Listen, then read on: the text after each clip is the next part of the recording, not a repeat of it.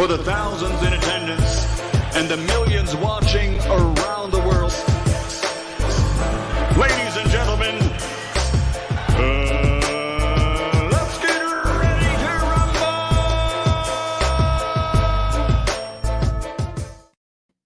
Yeah. What's up? That boy Coach Malachi Williams in the building. We back. New Minute Today, USA Boxing. And today is a good day. You know how we started out, man. Listen, man, if you woke up today, you watching this live stream, or if you are still breathing, today is a good day. You see what I'm saying? Because there's always the alternative. You could not be breathing. You could be taking a permanent dirt nap right now. So anyways. You see what I'm saying? Yeah, man, it is what it is. Yeah, man, I just got through talking to Bob Marley, man, right quick, man. I got to do my running today. Went to the gym and worked out, got my little workout on. You know what I mean? Had to do a little something in the gym. Had to train somebody right quick. About a 2-hour session. Normally when I train people, I normally work out with them as well. You know what I mean? So other than that, that's it, man. So, we got some good news, man. We got some real good news. I could have addressed this yesterday, but, I say, nah, I'm going to save it for tomorrow. And that's about my favorite fighter, Terence Bud Crawford. I hope that we get this fight. My question is, why in the hell did the WBO take so goddamn long? I know there's a lot of people that don't like Bud. I get it. I'm one of the people that I can honestly say that I've been riding with Bud since 2014. Probably like a couple fights before he fought Ricky Burns. I've been riding with him since then, 7 years now. And I'm going to keep riding with him. And so, but anyways, I'm glad that, what he said on Instagram was true. I'm glad that what he said on Instagram is true. As a matter of fact, I'm going to pull his Instagram up. But before I do that, let me give everybody a round of applause.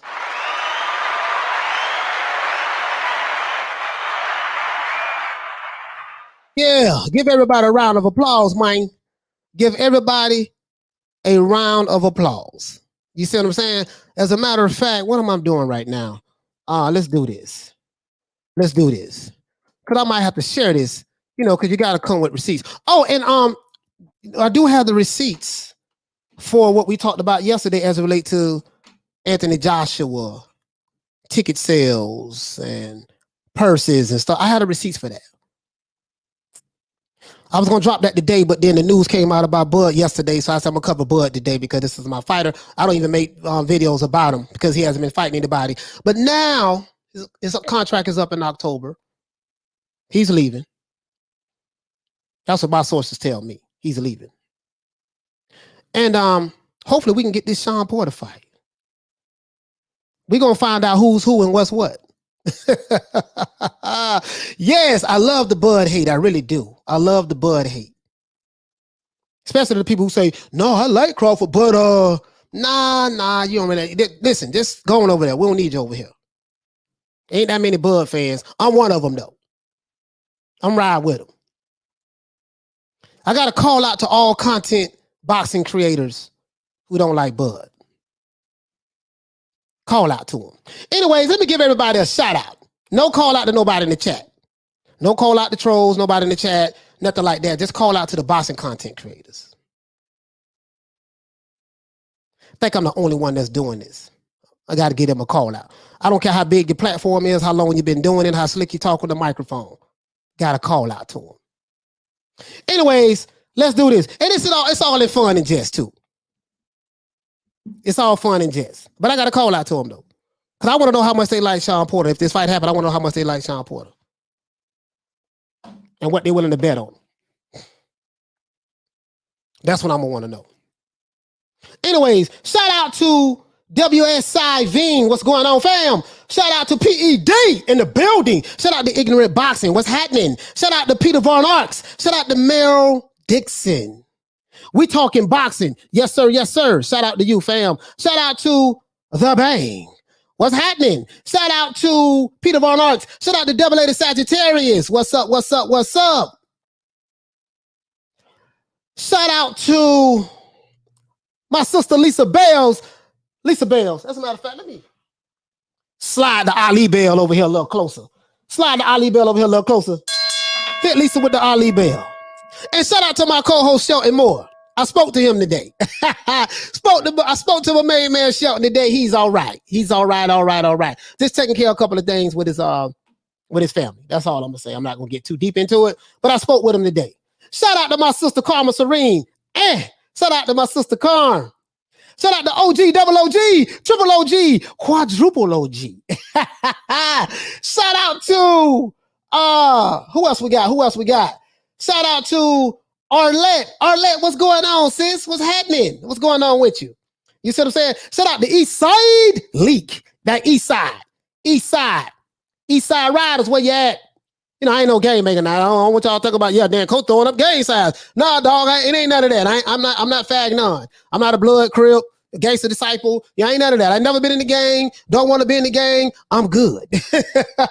Anyways, shout out to my brother Toon. What's going on, man? What's going on? Be safe out there on that road, Toon. Shout out to Southpaw Killer. Southpaw Killer, yes, sir. Shout out to Diallo Huggy. Shout out to Fanboy Killer. Fanboy Killer, I like that. You see what I'm saying? Oh, who else we got? There you go. Shout out to my man Shelton, man. Yeah, man. You know I gotta put my country talk on, man. Hey, I went to Tennessee one time, right? And that's how they talk. Yeah, man. You know what I mean? Yeah, man. Hey, shout out to Corn Kid. Shout out to Easy Dimes. Shout out to KD Doctor. What's happening, man? Shout out to Carlos Mendoza. Shout out to my brother Toon. Shout out to Hyphy. Shout out to Dragon Leg. What up? Shout out to Johnny Blaze. What's happening? You see what I'm saying? Shout out to Jay Rodriguez. What's up? You see what I'm saying? Shout out to my brother Charlo. Yes, sir. We getting it in today. We getting it in. Shout out to Alchemist. Shout out to Elvis. Not Presley, but Hanson. Shout out to who else we got? Shout out to Southpaw Killer. I got you, baby. I said what's up. You know what I mean? Yeah, man. You know what I mean? Shout out to Ross. What's going on, fam? Shout out to Kilroy. What's happening? Shout out to I think that's it. So let's get into this. You see what I'm saying? Let's get into this. Yeah, Shelton, you've been getting a lot of love out here on these streets, man. Oh yeah, shout out to PED. You've been getting a lot of love out here on these YouTube streets, man. You feel me? a lot of love. A lot.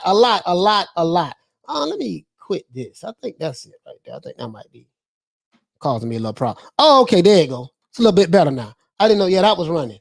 I had something running in the background. I have a brand new camera, guys, that I haven't got a chance to stream with yet. And I'm trying to figure out what the hell is going on, why I'm not able to do it. But anyways, let's start this show off like this. 2 days ago, before the news broke, that the WBO was mandating that Terence Crawford and Shawn Porter negotiate. So basically, it's not Terence Crawford, Shawn Porter. It's going to be Bob Arum and Al Haymon are going to have to sit down and make this fight happen. They got 30 days to do it. 30 days. You see what I'm saying? 30 days to do it. Right? They got 30 days to do it. So let's do this. So right here, as you can see, Exhibit A on the screen on the Wall of Fame. You know, Terence Crawford said 2 days ago, he said, I'll be back real soon. He got this quiet emoji, and he got the muscle emoji right next to it. So they knew a couple days ago that this was going to happen. I already told you guys that Terence Crawford is leaving Top Rank. I already told you guys that. You'll see when October gets here. It's a done dot. It's a wrap. He's out of there. And, I've been a Crawford fan since 2014, 13, 14, somewhere up in there. It was right before he fought Ricky Burns. 7 years, been riding with my main man, Bud. He been getting a lot of hate when he became a welterweight, when he came to the welterweight division. A lot of Alphabet Boy channels, because, they pro PBC. So anything pro PBC, it is what it is. I get it. Shout out to Lady Shane. Uh-oh. Now you see something? Here you go. Shout out to Lady Shane. Shout out to Lady Shane in the building. Shout out to Shelton Moore in the building. Shout out to Lisa Bell's in the building. Shout out to Charlo. Shout out to everybody in the chat. This is my new sound effect. Warning, warning, warning to all fanboys. You might want to turn away from the channel. This is a warning. You might want to turn away from the channel. If you are a Bud hater, you might not want to watch this show today. Yeah. See, I know this right. Let me go ahead and fade that on out.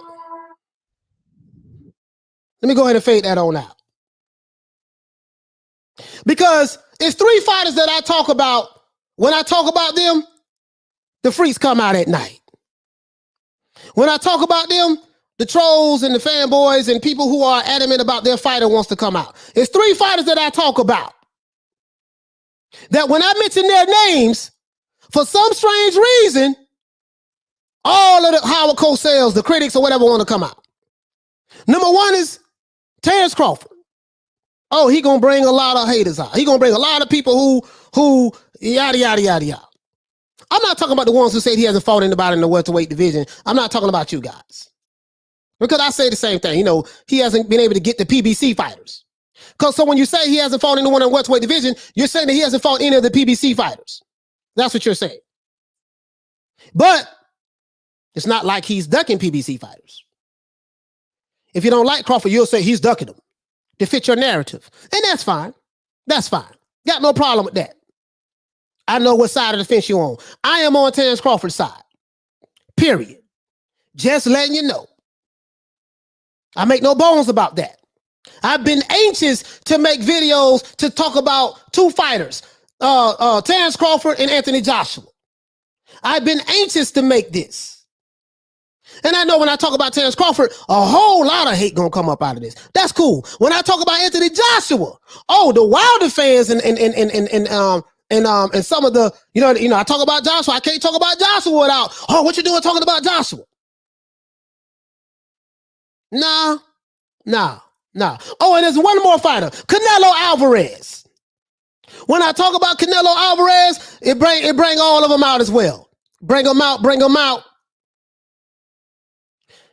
Terence Crawford, Anthony Joshua, Canelo Alvarez. Those three fighters right there are hated by the Alphabet Boy channels. Hated. And their supporters. And that's fine. I don't mind being the minority. Because whatever everybody else is doing, I do the opposite.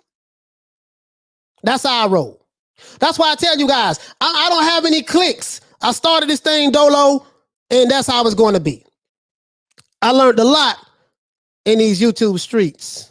I might need to turn this volume down a little bit. I think I'm yelling. Matter of fact, I'm yelling too much. Let me get the mic from my mouth. Now I got a big ass mouth, so it is what it is. But hey, man, let's talk about it. Let's talk about it. Because we know, Terence Crawford said right here, I'll be back real soon. 2 days ago. So it is what it is. But I ain't got no problem with the haters. I love it. So I have a message to all content creators.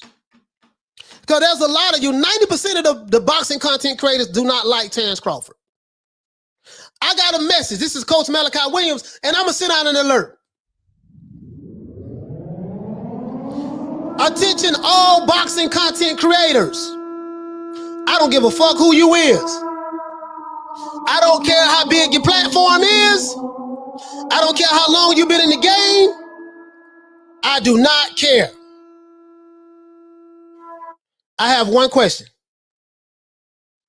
How much do you like Shawn Porter for? I'm betting any content creator who wants to bet on Shawn Porter against Terence Crawford if this fight happens. Again, I don't care how long you've been in the game. Don't care how many subscribers you have. I don't care about any of that. If you don't like Crawford, and you have a right to do that, there's nothing wrong with that. I'm betting on Bud. I'll come on your show, or you can come over here. We can get it on record that we have a bet for a specific dollar amount. And when this fight is made, when I lose, I will pay you the night I lose. Cash out. But we got to get it on record. And that's it. I ain't really gonna be going back and forth. I'm not a tennis player, so I can't go back and forth. I'm not gonna be tongue wrestling, and ain't gonna be no WWF, dropping the bionic elbow, the rock bottom. I ain't gonna be doing none of that. I like Crawford for this much. What you like Shawn Porter for? How much you willing to bet on him? That's it. That's my call out to all boxing content creators. Because I watched a lot of them. They don't like Crawford. And that's fine. There's nothing wrong with that. There's nothing wrong with that. There is nothing wrong with that. I'm not going to call you a hater or none of that. You don't like him, you don't like him. That's fine. I like Bud for the money. And I wanted to bet on him. This is only to the boxing content creators. I like Bud for the money. I just need to get the bet that we have on file. That's it. I like Bud for the money. You say Bud is ducking. Okay. You say Bud is going to lose against Shawn Porter. Okay. You say Bud is really not that good and Shawn Porter going to expose him. Okay. I've been hearing them. I say, okay. I agree with all that. Bud is going to get exposed. Bud ain't fought nobody. Bud is going to lose against Shawn Porter. I'm going to put my money on Bud. How much you like Shawn Porter for? See, that'll solve all of that. How confident are you in Shawn Porter? I'm real confident in Terence Crawford. Real confident. Real. I'm so confident in Terence Crawford that I'm willing to bet whichever content creator. I know you guys got the money. You can do it. You got the money, you can do it. Any content creator. Especially if you got a bigger platform. Y'all got plenty of money. Plenty of money. Plenty of money. I got a little something. Not from this, though. I got a little something from my business. Shout out to BG for dropping that $2 on your boy. Playtime's over, boy. I don't want to hear Diallo Huggy. You hit the nail right on the head. When this fight is made, I don't want to hear if Crawford wins. I don't want to hear, oh man, he just beat up. He ain't did nothing. He just beat Keith Thurman and Errol Spence leftovers. I don't want to hear that. I don't want to hear, oh man, he ain't really did nothing. Shawn Porter lost a step or two. I don't want to hear that. Because I know how you guys are. If you didn't have a double standard, you wouldn't have a standard at all. Guess what? I'm biased when it comes to Terence Crawford. And I'm admitting that. The difference between me and other content creators, they would not admit that they're biased towards certain fighters. They are. You can listen to their content and tell that they are biased towards certain fighters. And this ain't no shade to no content creators. I might have a couple of them that fall out with me, and that's fine. I have no problem with that. That's fine. You got a bunch of beta males in this sport now. Bunch of beta males. These niggas is some Ralph Tresvants, Al B. Shores, Christopher Williams, Chico and Elder Barges. But that's fine. That's fine. I like Terence Crawford for the money. Period. Terence Crawford ain't fought nobody. Terence Crawford ain't that good. Shawn Porter gonna beat him. Shawn Porter gonna expose him. All of that. I'ma bet on him against all of that. Cause I wanna see how. Why am I doing this, guys? Cause I wanna see if these guys really, how much you hate Bud. Let that hate motivate you to put your money behind Shawn Porter. And that's it. That's my call out to all boxing content creators. That's it. No disrespect, no shade. I like Terence Crawford for the money against any boxing content creator who make anti-Bud videos. I don't give a damn who you is. What you like them for. And that's it. That's it. So now, let's get into this. As you guys know, Terence Crawford versus Shawn Porter has been mandated by the WBO. And it's about goddamn time. I was upset when Shawn Porter had the #1 spot and he didn't, activate the mandatory and all that stuff. That he didn't do none of that. And then, it was a whole bunch of, because I follow Shawn Porter on his podcast, the Porterweight podcast. It's a boring podcast, but, I follow him. I like Shawn Porter. I like Shawn Porter a lot. He's a really nice guy. He's a damn good fighter. Anybody he fights, he pushes them. He lost all his step-up fights, but outside of him losing all his step-up fights, he's a damn good fighter. And that ain't no shade, that's facts. Bud ain't fought nobody in the welterweight division. I give you that. But guess what? He gonna get a PBC fighter now. And this is the thing. Well, let me finish though, guys. Let me finish. This is a good thing that the WBO mandated this. Because for some strange reason, Bob Arum and Al Haymon have not been able to work together as it relates to this Bud fighting PBC fighters. I don't get it. Terence Crawford has fought several PBC fighters when he was at 140 pounds. When he was at 140 pounds and at 135, he fought several PBC fighters. But ever since he's been at 147 pounds, ever since he's been in the welterweight division, for some strange reason, Al Haymon in the PBC has been reluctant to make these fights with Top Rank. We know that Al Haymon is the angel, he's the saint, and Bob Arum is the white devil, according to the narrative that's been pushed out there. I get it. So because of that, that's why we hate Crawford. You ain't like Crawford in the first goddamn place. Don't try to hide behind Bob Arum. Just say you ain't like the man. And there ain't nothing wrong with that. There's nothing wrong with that. Crawford has been in the welterweight division for 3 years now, as we know. And he's been unable to secure a PBC fighter in the ring. His own promoter, Bob Arum, has turned on him.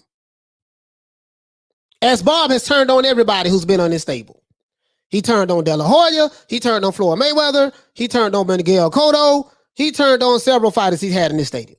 That's what Bob Arum does. After he had you for a while, he shit on you. Bud is no different. He did it to Delahoya, like I said, he did it to Floyd Mayweather. He did it to many of his former fighters. Now, the question is this. What's going to happen next? WBO mandated a fight, meaning that they have 30 days in order to make this fight happen. The WBO says Al Haymon and Bob Arum has 30 days to make this fight happen. If it doesn't happen within the 30 days, the fight is going to go to a purse bid. Very similar to what happened to Teofimo Lopez and Kambosos. Terence Crawford announced on his Instagram, which I just shared with you guys, that he'll be back real soon on his personal Instagram account. Now, both Mr. Call Al, and the Bob father, they have to work together in order to make this fight happen. And guess what? Al Haymon and Bob Arum have worked together on plenty of fights in the past. I'm going to prove it to you. I got the receipts. But when it comes to Crawford, for some damn strange reason, Bob and Al can't work together. F.A. Jabba is a top-ranked fighter. Frank Sanchez, I think he's fighting with the PBC. These are the fighters that's fighting on the Deontay Wilder and Tyson Fury trilogy match. PBC top-ranked. Robert Helenius and Adam Kalnaki. PBC top-ranked fighters. Jared Anderson is a top-ranked fighter. He's fighting Vladimir Teixeira, whatever his name is. They are perfect examples of top-ranked fighters and PBC fighters working together. So when you hear certain fighters say, man, you're on the wrong side of the street, that's bullshit. Because both sides of the street work together all the time. But when it came to Terence Crawford, for some reason, when he came to the welterweight division, all of a sudden, they can't work together. And everybody, the narrative is from the YouTube content creators Everybody is in unison together. It's because Crawford is ducking. It's because Crawford is scared. All of them together. I think I'm the only one over here, maybe me and Bushido. That's like, nah, I can't go for that. I disagree with those dudes on the other side. I do. It ain't shit they gonna tell me to convince me otherwise. So we just gonna agree to disagree. Ain't no shade, just call them like it is. Now the question is this here. Why can Al Haymon and Bob Arum, this is the question I have for the chat. Why can Al Haymon and Bob Arum work together on other fights? But when it comes to Terence Crawford versus other PBC fighters in the welterweight division, they can't work together. That's the $1 million question today. Let's talk about it. Let's talk about it. So I'm going to pose the question to the brothers and sisters in the chat. Terence Crawford at 140 has fought several PBC fighters. PBC and Top Rank work together all the time. So when you hear fighters say you're on the wrong side of the street, you need to join the PBC in order to get the fights. Bull to the shit. If that's the case, why does PBC and Top Rank fighters fight each other on many different occasions? Why do they have PBC fighters fighting Top Rank fighters on the undercard of Tyson Fury and Deontay Wilder? If that scenario, or if that, what word I'm looking for? If that narrative was true. Please explain that to me. That's the contradiction right there. So Bob Arum and Al Haymon work together on other fighters. But at 47, when it comes to Crawford, Crawford scared. Crawford scared of Errol Spence. Crawford ducking Porter. He don't want to fight Keith Thurman. Crawford just shaking like booty meat. That's the narrative coming from these boxing content creators. So, all I'm going to say is this here. Coach Malachi Williams, New Media Today USA Boxing. I like Terence Crawford over Shawn Porter. And I'm going to put my money on I'm going to bet my money against any boxing content creator. I don't give a damn who it is. From the US to the UK, don't matter to me. Give me your cash app, I'll give you my cash app, and I will pay you the night of the fight. And we'll have it on video. Well, hey, me and this guy got a bet on video. Me and this guy got a bet on video. It's going to be known content, boxing content creators. And I want to bet y'all. I got faith in Terence Crawford. I don't give a damn. And I like Shawn Porter. I ain't too much of a fan of his style, but I like Shawn Porter. He's a really nice guy. Shawn Porter, Kenny Porter, them some really good guys. Them some really good guys. I want to know how much you like Shawn Porter, though. Because I don't really think they like Shawn like that. They just hate Bud that much. But they don't want to seem like they hate him, so they just like, you know. Hey, man, I mean, that's just my opinion. I could be wrong. I could be wrong, but that's just my opinion. But let me look at the chat.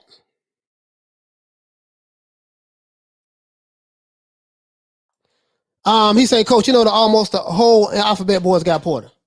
Yeah, they ain't gonna bet no money on him, though. They ain't gonna bet no money on him. They're not gonna bet no money on him. Bud is proven fighter, like, you know, is a proven fighter, unlike some who didn't earn it.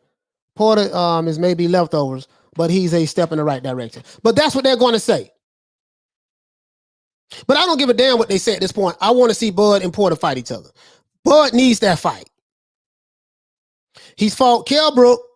He's fought Amir Khan. He's fought Mean Machine. He's fought Benavidez, and he's fought Jeff Horn. This is his sixth and last fight on Top Rank. And that's if Top Rank get Top Rank get this fight, because if they can't come to the purse, come to the conclusion on the negotiations, it's gonna go to purse bid. And I'm pretty sure Eddie Hearn would love to bid for that fight. Boy, this fight go to purse bid. Just imagine Eddie Hearn. Hey, Eddie Hearn gonna be rubbing his hands like the Birdman, like Eddie Hearn, Triller. They're gonna be like, boy, we gotta get this fight. But we got to get this fight.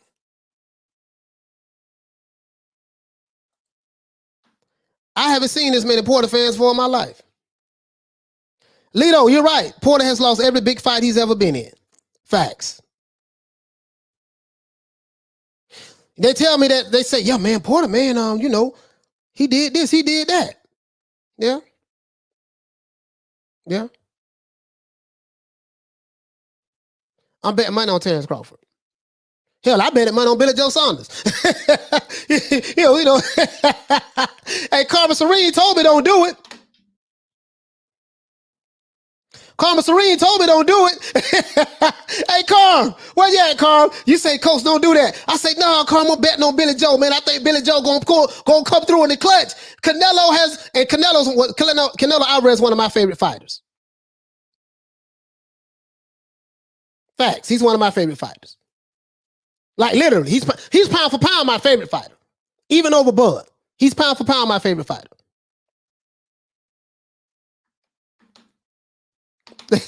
Look at Carl say, I told you. Carl, I just thought that, maybe there was a possibility that, Canelo might have been slipping that night and Billy Joe, but I was wrong. I ain't bet but $100, so it wasn't nothing. It was nothing.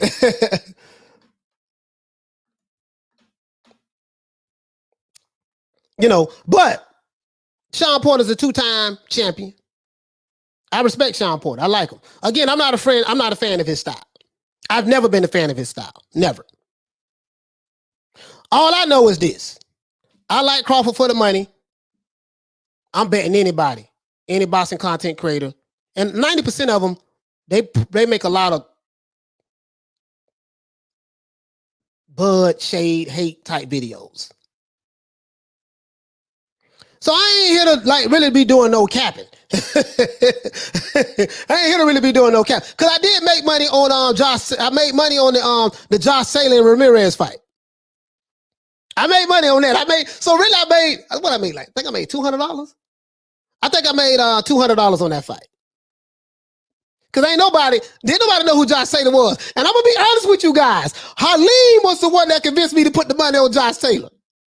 I say, Halim, I'm rolling with you, baby. I'm rolling with you. And then but all jokes aside, I saw Josh Saylor fight. When I saw him fight, have a couple of fights, some damn good fights. But when I saw him fight Regis Prograis, I said, that boy got dog in him. And I saw the dog that he had in him. I said, yeah, I got to put my money on this dude. And I bet it on him. I bet it on him. Like literally. And I'm glad I did.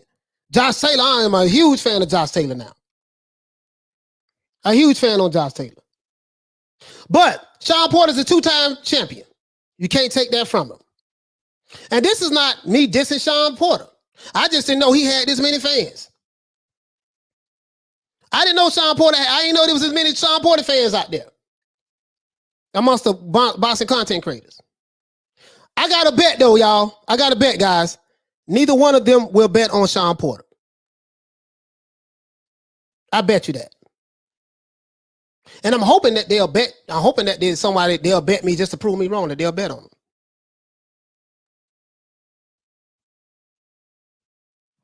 OG, double OG, triple OG. What you say, fam? You say, why the alphabet boys keep Bud name in their mouth every live stream? That says a lot. Yeah. Ain't nobody gonna bet. They ain't gonna bet against them, though. But do you guys, let me ask you guys this question. And I said it earlier. Top Rank and PBC have worked together and are currently working together now to put cross-promotion fights together. PBC on the Deontay Wilder Tyson Fury undercard, you have PBC fighters and Top Rank fighters fighting each other on the Deontay Wilder Tyson Fury undercard. Could somebody explain to me, because I'm trying to see this other side of the street narrative that came from Errol Spence, Mr. Big Fish himself. Call Al, Big Fish. Mr. Big Fish, it came from Mr. Big Fish, and shout out to Mr. Big Fish for letting the Pacquiao fight. That's gonna be a damn good fight. You guys know I like the old man. You guys know I like the old man. Picking Errol to beat, I'm picking Errol to beat Manny Pacquiao, but I'm rooting for Manny Pacquiao. And I'm rooting for him for one reason. He's in his 40s. Me being an old man and he being an old man, us senior citizens got to stick together. I don't do skin color politics. I used to, but I don't do that shit no more. I don't evolve from that. So, forget all the other stuff. So now, Bob Arum Top Rank has worked together on plenty of fights in the past. They even have fighters that they're working together on that's going to be on the undercard of Wilder and Fury. Why? And you got to tell me something other than just Bud just ducking everybody. Because that's a narrative that has no actual facts. Because when you go to Shawn Porter's Welterweight podcast, he says something the total opposite. It sounds good, though. It sounds good. Okay, Taco can't say no more excuses that Bud have not fought anybody. Yeah.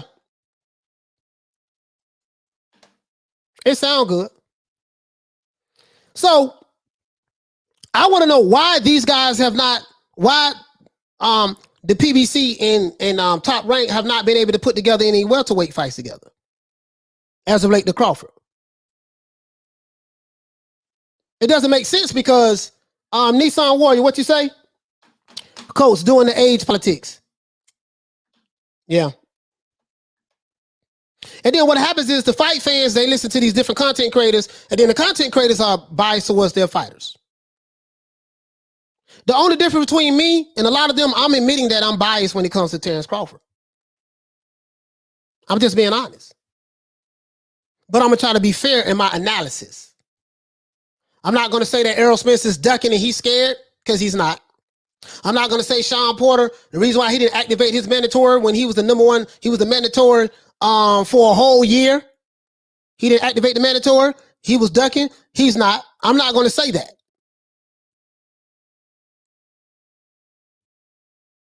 All I'm saying is PBC, Top Rank work together all the time. But when it comes to Crawford, they, for some reason, Crawford on the wrong side of the street. But that's neither here nor there. We're going to move on from that. Because I already know the answer to that, and no one is going to give me an answer that believes that narrative. I hope like hell this fight happens. I want this fight to happen for Bud so bad. Do you want to know why I want this fight to happen for Bud so bad?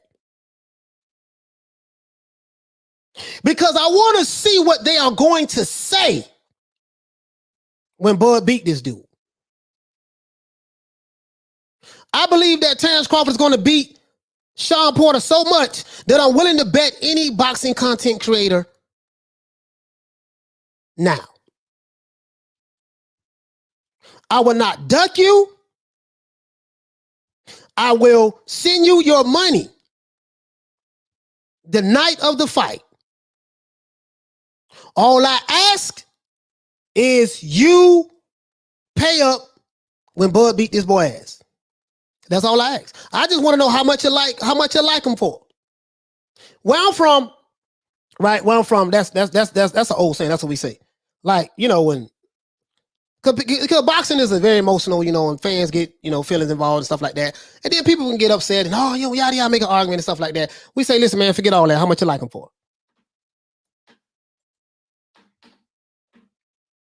That's me saying I just can't do the tongue wrestling. I'm not going to go back and forth. This ain't tennis. We're not going to go back and forth. How much you like him for?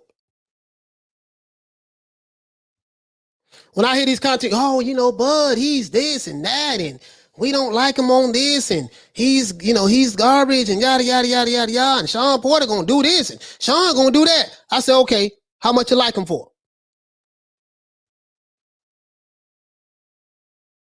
I'm hoping to bait him. Bring him out.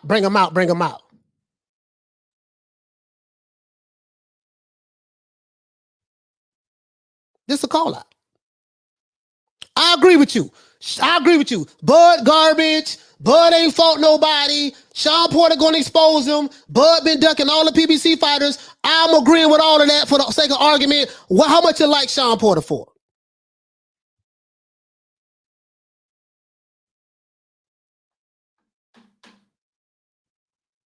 DJ, what you say? Can't Coach, ain't nobody betting on Shawn Porter. Now, DJ, they got to bet. Listen, DJ, they got to bet on him. Shit, as much shit they talk about Bud, and he's garbage truck juice, and this. I mean, they got to bet on him. I mean, they got to bet on Porter. Marion Green said, "Where you from?" West Tampa.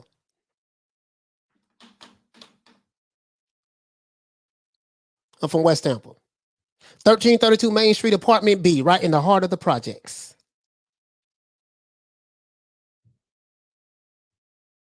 Well, the project's not there anymore, but. See, that's how I can't, because boxing is subjective. You like who you like. I get that. I can't go back and forth. I don't have the energy to be, arguing about a fighter because I'm not emotionally invested in Terence Crawford. I'm not emotionally invested in Anthony Joshua.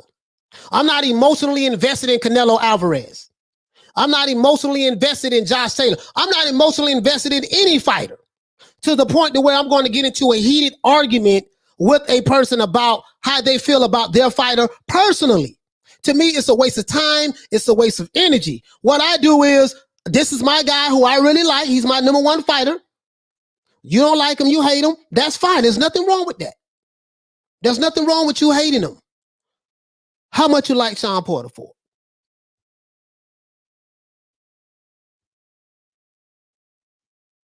That's it. That's it. That tells me everything I need to know. That tells me everything I need to know. Some of them gonna say, "Well, dog, I don't gamble." Some of them gonna say, "Well, I don't, I know. Yeah, I know. I get it. I get it." You know what I mean? But hey, man, I'm just throwing it out there. So you're hearing it here first. New Media Today, USA Boxing, calling out all boxing content creators who don't like Crawford. Bud is garbage. Bud ain't fought nobody. He ducking all PBC fighters. He gonna get exposed by Shawn Porter. So this is a message to all of the boxing content creators. How much you like Shawn Porter for? I'll come on your platform. I bet you we can take a screenshot of everything live. I just come on there for 1 minute, 30 seconds. And that's it. And I'm gonna bet on my guy. That's it. That's it. That's all. That's all. That's all. Air 1984. What you say? You say they hoping Shawn beat Crawford so that can mess up the Spence Crawford fight. It's a form of protection. Man, I don't even know what that fight will happen, bro. Proud Father. He says Porter too aggressive and tries to come in wild. Trust Bud would take advantage of his flaws. Yeah, Kell Brook did. Keith Thurman did. Errol Spence did.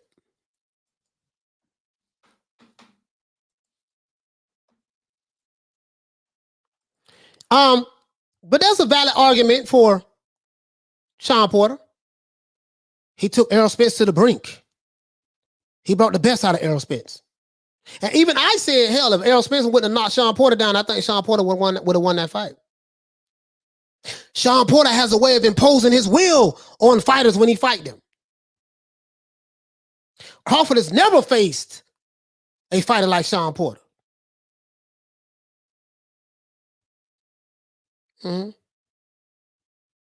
Shawn Porter never faced a fighter like Crawford. Well, he fought Keith Thurman. Yeah, but Keith Thurman and Crawford fight differently. So, to keep me from going back and forth, because you can make an argument for Shawn Porter. I can make an argument for Terence Crawford, and we're just going to agree to disagree. So all I'm saying is, what you like him for? Look, man, let's get straight to the chase. I get it. Shawn Porter's the monster. He's the bad guy. He's this, he's that. Nigga got 3 losses, lost all the step-up fights. I get all of that. 2-time champion. I get all of that. What you like him for? It's known that Terence Crawford is my favorite fighter. And I'm willing to bet on him. Fat Apples, what you say? I don't mind Crawford. I'm a very good fighter, but he has the dullest personality in the entire sport. He only smiles when the sky is bright pink. Nah, I wouldn't say he has the dullest personality. It's some more fighters that have a terrible personality as well. But I agree with you. What I don't like about Crawford is, I wish he was more sociable. Because behind the scenes, he's sociable as hell. This is the crazy part about it, Fat Apples. Crawford is not a dull guy. He's dull to the public. But behind the scenes, when you see him like on Instagram and he be playing with his team and they be laughing and kicking it and just messing around with Andre Ward and stuff, it's like that's what I want him to show to the public. I wish he would come on these different platforms. He don't have to go to the platforms that hate him, that talk shit about him all the time. He ain't got to go over there to them if he don't want to, because Wilder don't go to platforms that talk shit about him. Understandably so, I get it. But I wish he would do that. That's my criticism of him. But what I will say is he's been consistent. He's never been like that. I mean, he's always been like this. His entire career. So, I can't change a man how his personality is, But I agree with you on that. Nah, he ain't got the dullest in the world, but I get what you're saying, though. I get what you're saying. Crawford don't hang out in the clubs. He don't drink. He don't smoke. He don't do none of that. He ain't partying with rappers, none of that. He just go to the gym. Say, man, Bob, man, who else you got for me? Who else you got for me, Bob? That's it. That's all he says. So I do agree with you on that. Eddie says, we don't care if Porter lost his step-up fights. Porter fought the best in the division. You betting money on Porter?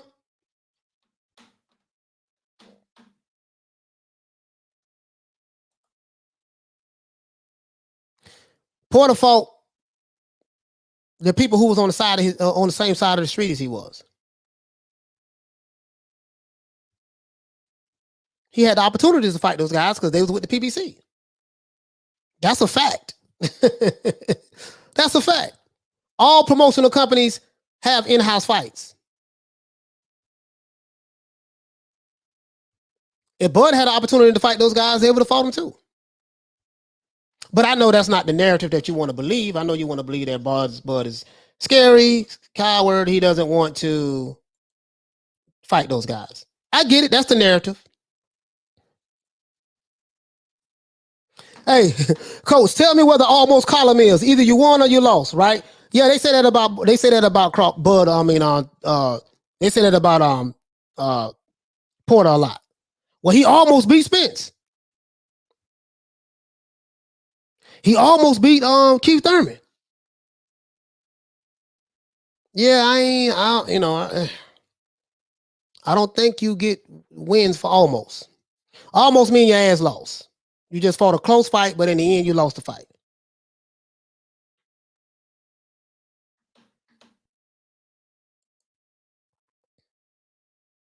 He say Porter is about to be all over Bud like honey, like bees on honey. Yeah. I hope so. I hope it be all of them like bees on honey. But guess what? You ain't gonna bet no money on them. I'm pretty sure of that. You ain't gonna bet a dime on them.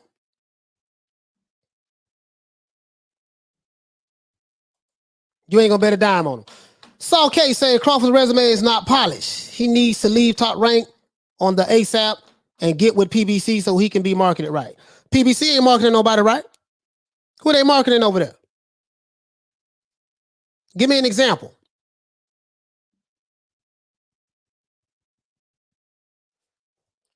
Give me an example. Who they marketing over there?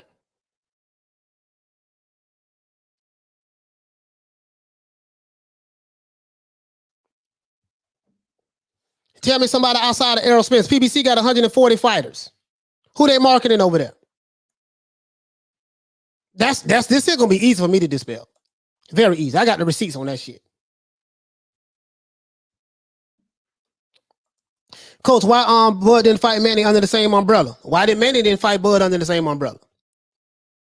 Bob Arum said that he didn't want to make that fight happen. That's what Bob Arum said. It wasn't that Manny ducked Bud and Bud ducked Manny. Bob Arum said out of his own mouth he the one killed that fight. So that's the answer to your question. I don't know if you want to believe that or not. I don't know what your narrative is, but that's the answer to that question. I got the receipts on that. I got the receipts on that. All I'm saying is, what you like him for? I got 5 words. Now I got 6 words for you. What do you like him for? That's it. Hold on, guys. Hold on. I'm gonna let y'all chop it up for a minute. Let me go ahead and gotta pay this guy. Bear with me for one moment, guys.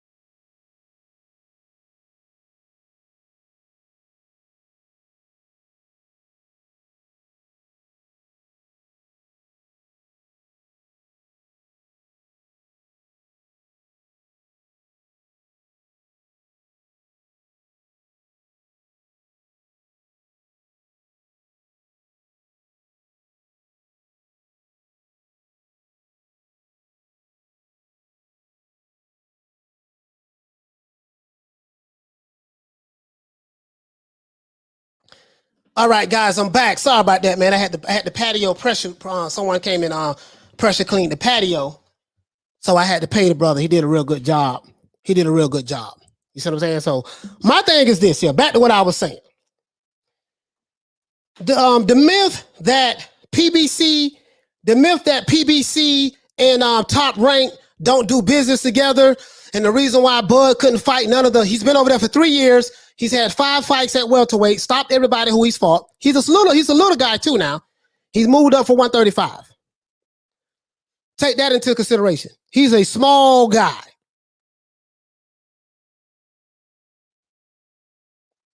And every fighter he's fought at welterweight has been bigger than him, and they've been in the welterweight division before him. He stopped all of them. 135 pounder. Went from 135 to 140, became undisputed, and now he's in the welterweight.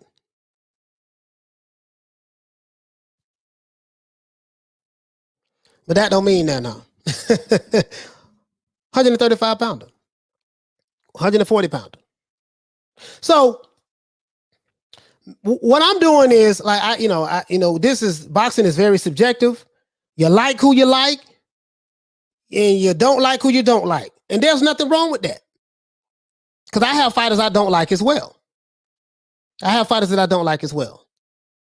But when it comes to my favorite fighters, like Joshua, Canelo Alvarez, Terence Crawford, even though I did go against the grain on Canelo or with Billy Joe. Oh, what did I? Hold on.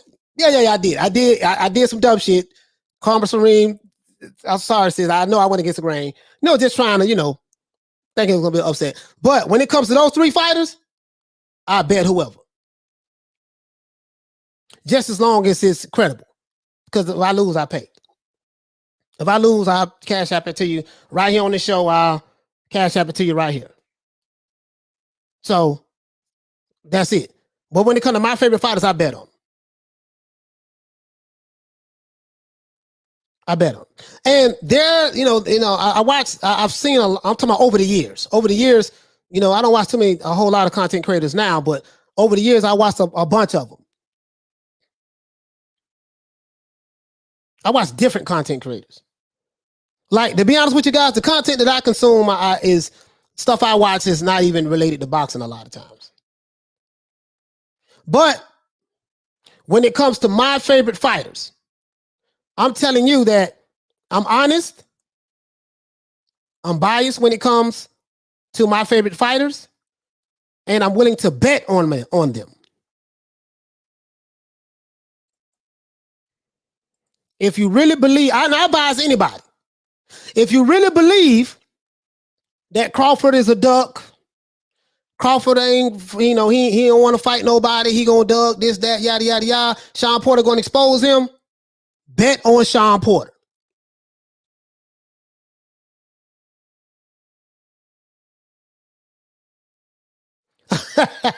Halil say, I'm still waiting on Coach to get my tips in.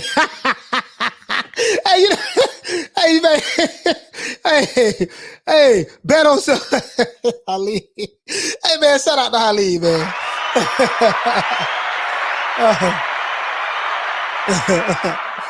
Hey, Joe Strummer, what you say, fam? You say, Coach, are you a Jake Paul fan? Hell no. But Jake Paul got like 20 million subscribers on YouTube. He busting they ass. He got a fan base. Boy, he got a fan base. So, nah, man. Jake Paul ain't no, he's a YouTuber. I ain't no Jake Paul fan.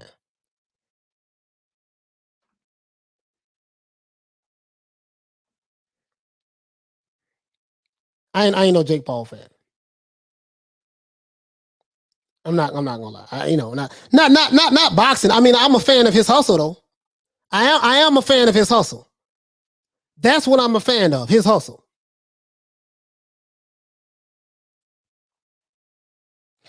Steve in the UK, fight. The fight has been announced yet. I'm still skeptical if it happens. I'm skeptical as well, Steve. I'm not gonna lie to you. I'm hoping that it happens, but we are in the right direction. The right direction is the WBO should have been made this move. Because what I was very confused about was this. Top Rank and PBC, they do business all the time with their fighters. So if they do business all the time with their fighters, why it was such a hard time to make Bud and a PBC fighter fight each other in the ring at welterweight division? He's fought PBC fighters at junior welterweight. When he was at 140 pounds, he has fought PBC fighters. So it's not like PBC and Top Rank has a Cold War. They don't have a Cold War.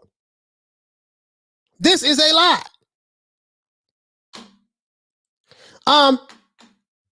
Triple X says, do you think Bud will stop Porter?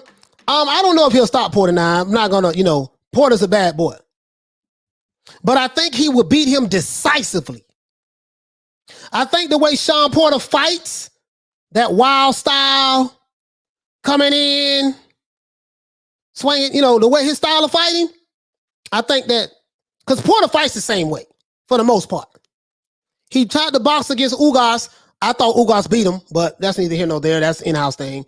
But he got the nod on that. But his best way of fighting, he fought Formella. He was all over Formella like the Wolverine, and it went 12 rounds.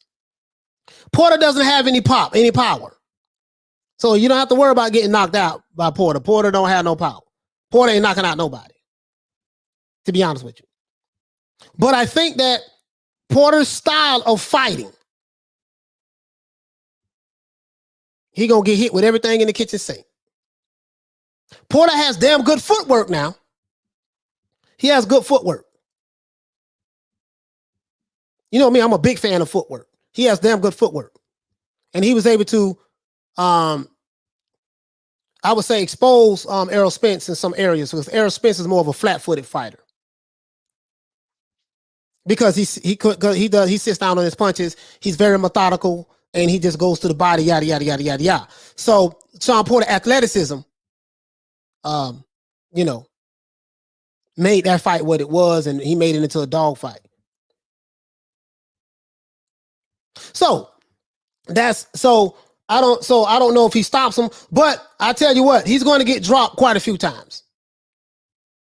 The way I see this fight panning out, Shawn Porter gonna get knocked down at least 2 or 3 times in this fight.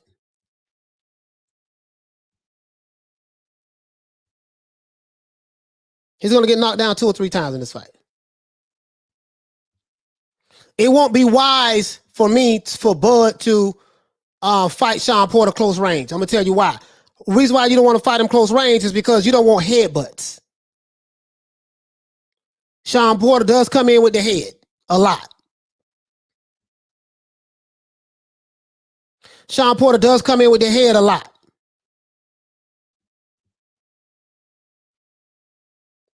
He's a head butter. Shawn Porter come in like a fullback.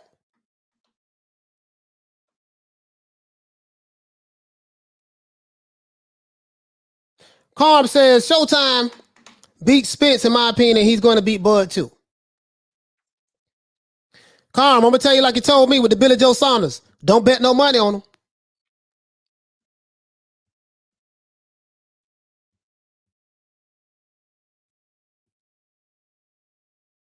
Don't bet no money on him.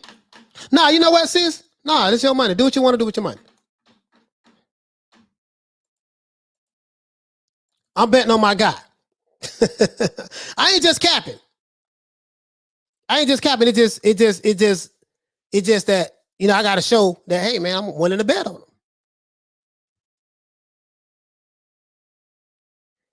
So to keep him getting head-butted, got to have a plan for that.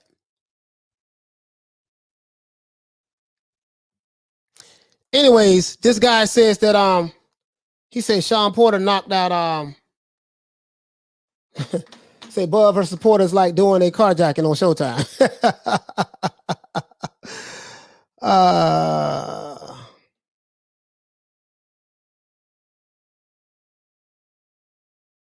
Yeah, all fighters have weaknesses, contrary to popular belief.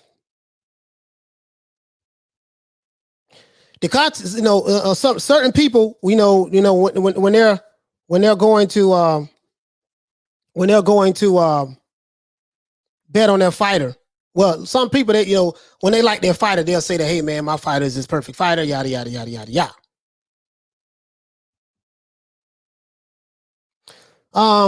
Halim says, what you say, Halim? Coach, can you get Porter's last 5 fights? Yeah, I can do that. Shawn Porter last 5 fights. I can do that.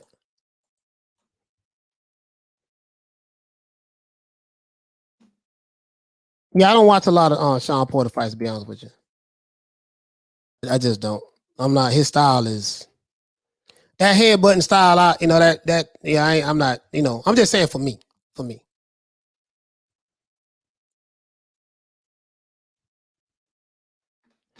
All right, here go his last 5. Halim, you said you wanted the last 5 fights? Here you go, Halim.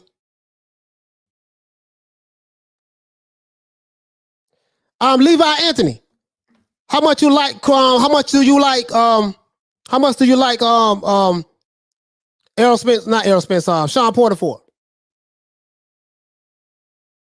I'm not gonna be going back and forth with anybody in the chat. What you like Shawn Porter for? My cash app is $ New Media Today USA. Drop your cash app down there, and I bet anyone $100 right now. The content creators, I bet them more because I know they got the money.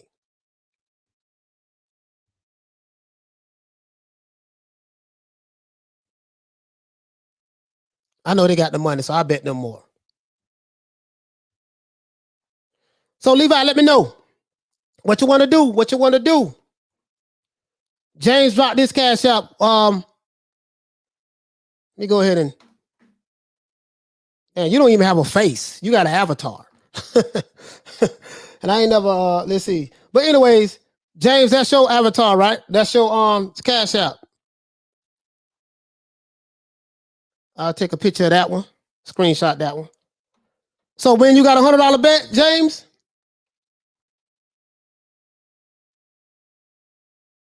Saul K, what you like Shawn Porter for?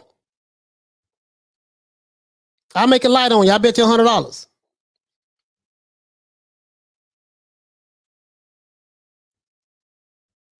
What you like him for?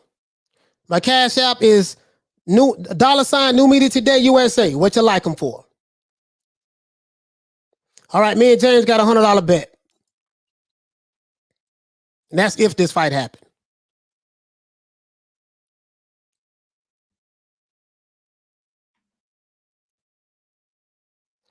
Yeah, I don't. Yeah, all of that. He's never been afraid to take a fight. None of these fighters are afraid to take a fight. So, but anyways, let's look at what Halim, you say look at his last 5 fights. Let's see. He KO'd Eric Boone. TKO'd Paulie Marzolani. Majority decision. He lost the majority decision to Kell Brook. KO'd Boone. Unanimous decision, Adrian Broner.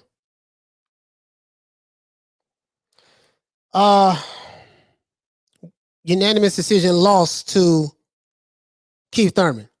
I mean, all 3 judges ruled in Keith Thurman's favor. That's how decisive that fight was. He TKO'd Andre Berto. Unanimous decision against Adrian Granados. Unanimous decision against Danny Garcia. Split decision against Ugas. Split decision loss against Errol Spence. And unanimous decision against Sebastian Formella. I don't even know who Formella is. But these are his last 5 fights, Halim. Let's see. 1, 2, 3, 4, 5. Or we can go 10 deep if you want to. 6, 7, 8, 9, 10. So his last 10 fights, he's had 1 TKO.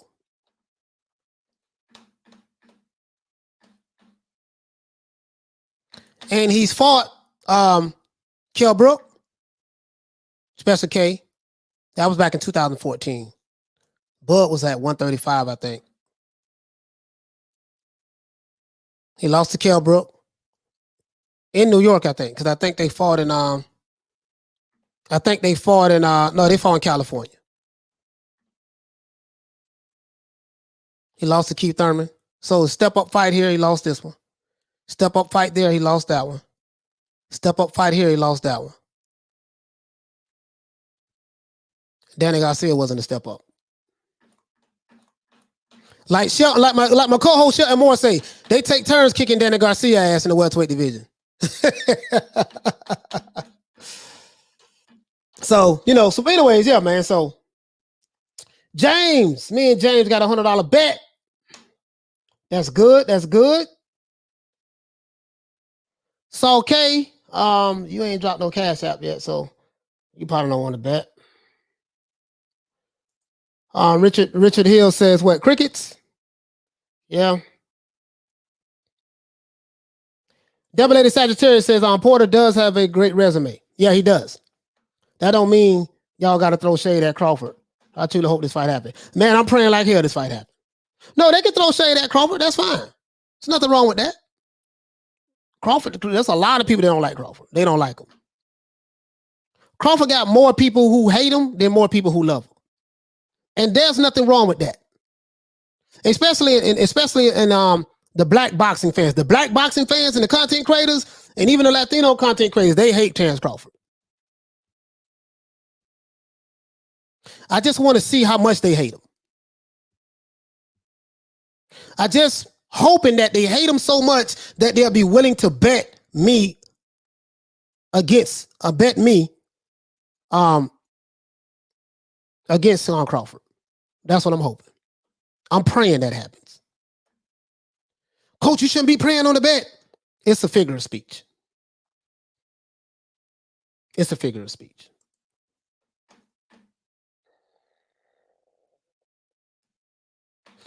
Let's see. This is Danny Garcia. Let's put up Crawford's resume. Crawford.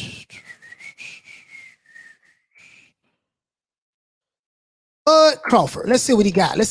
What you got, Bud? What you got, Bud? Okay, let me show y'all when I became a fan of Bud. I was a fan here. I was at this fight when he fought this guy here.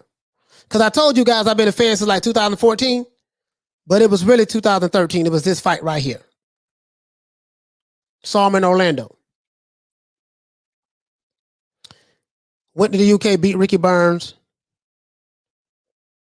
Then he moved up to, we already know. He beat his biggest name thus far has been Victor Postol. That's been his biggest name on his resume so far. Well, that's at 140. But the biggest name is Kell Brook and probably Amir Khan. But Kell Brook and Amir Khan, they was not in their primes. Can't lie about that. But what I'm looking at is this guy was a 135 pounder. So when he was at 135 pounds in 2014, Shawn Porter was, I think he was already, he was a welterweight.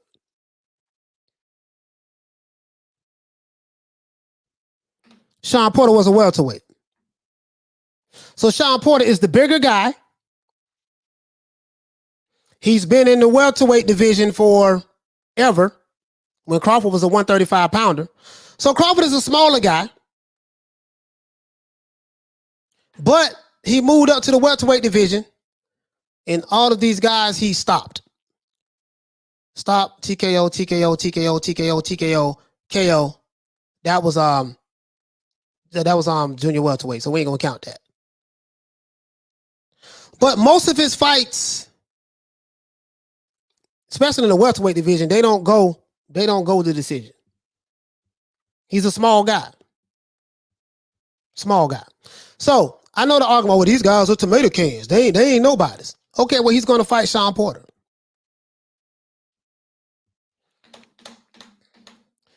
Saul K said Gamboa definitely hurt Bud. All fighters get hurt. Errol Spence get hurt. Shawn Porter gets hurt. That's boxing. You probably never fought before, Saul K, but every fighter gets hurt. I hope you know that. I hope you know that. Every fighter gets hurt. Saul K said that's a bunch of no names. Sir, what do you like? If he fights Shawn Porter, what do you like Shawn Porter for? That's all I'm saying. What do you like him for? He's fought a bunch of no names. Okay, fine. What do you like Shawn Porter for?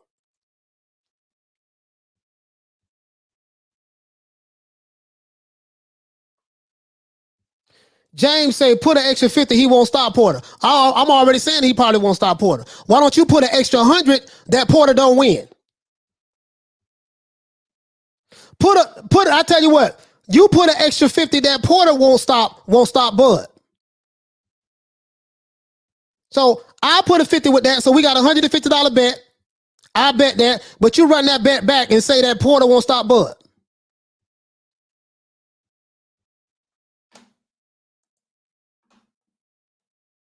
I'm not here to tongue wrestle. I'm here to bet you. I'm not here to tongue wrestle. I'm here to bet you. I'm not here to convince you, change your mind. Man, come get this free money. What you like them for? Cash App, $ New Money Today, USA. I already got a bet with James. So, James, you said bet. So, you're betting that Shawn Porter, extra $50, will stop Bud. Is that your bet? And I'm betting the extra $50 that Bud will stop Shawn Porter. So if neither man stop each other, that $50 washes away. But we got a $100 bet that Bud will win, and you got a $100 bet that Crawford will win. You said yes, fine. But for you, sir, I tell you what.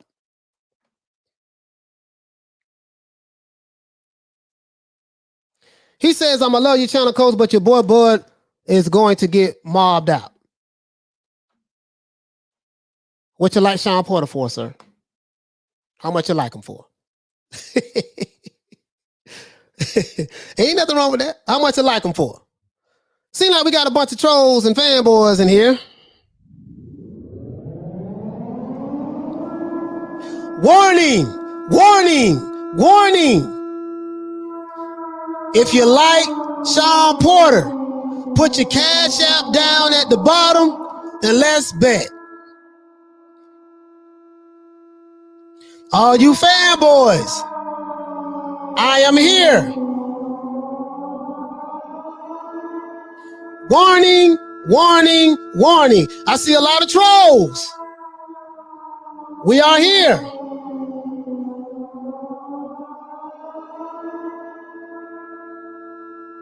Warning, warning, warning. To all the trolls, we are here. Yes, sir. Yes, sir. I'm not here to tongue wrestle today. Not gonna tongue wrestle. Not gonna it's talking all that jibber jabber. Going back. I'm not Venus or Serena Williams, so I don't play tennis. I'm not gonna go back and forth. Sir, what do you like Shawn Porter for? That's it.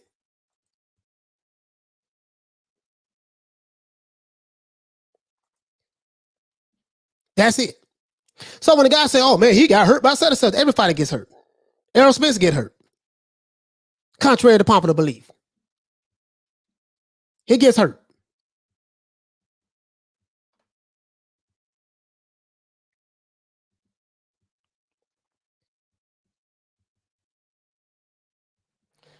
Oh, and the brother said that coach, add me in the live. I can agree to disagree because I don't know where you get your facts at. Bro, this ain't no facts today. I like Terence Crawford. You like Shawn Porter. How much you like him for? That's it.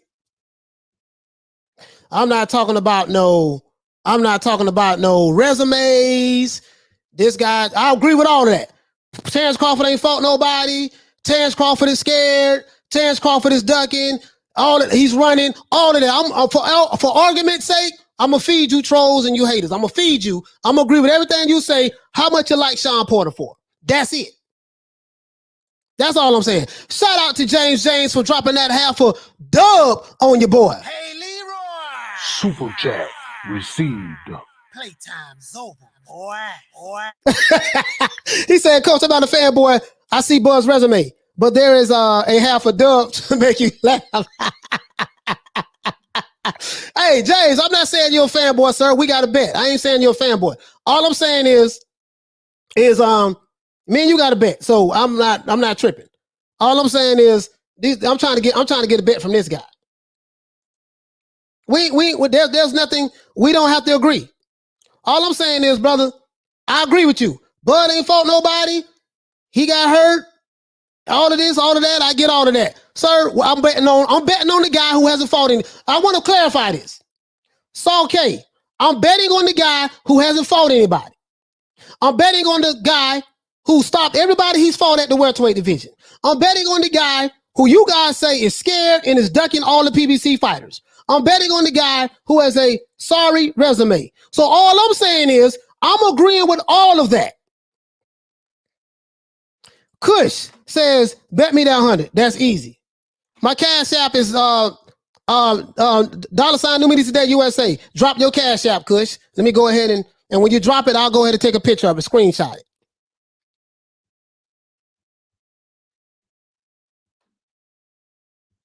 That's it. I'm not even here to talk about it.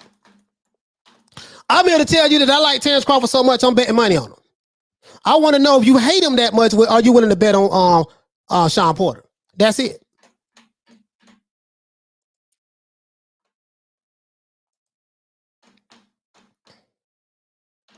That's it. I don't even know who you is, Kush the greatest. I don't even know who you is, sir, but that's it. So, Shawn Porter got a good resume. Unfortunately, resumes don't win fights. But, hey, man, if you like Shawn Porter, man, go ahead and bet on him. $sign New Media Today USA. Kush the greatest is Sam, and who not? Sam, Kush the greatest, and who else? Saul K.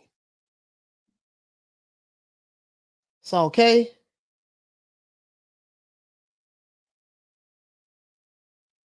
Kush the greatest. Okay.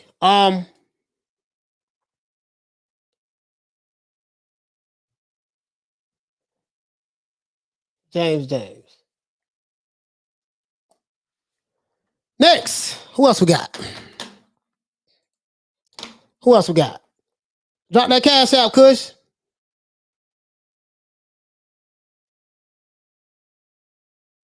Oh, you talking to Kush? You said you talking to Saul K? Oh, okay. I didn't know, brother. Sorry about that. I didn't know, brother.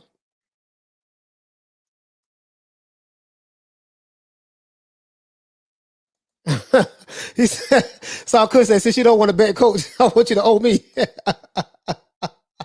Shout out to Mr. Man for dropping that quarter of a dub on your boy. Hey, Leroy. Super chat received. Playtime's over, boy. Hey, Saul K, yeah, sorry, hey, Kush, I apologize, my brother. I was wrong.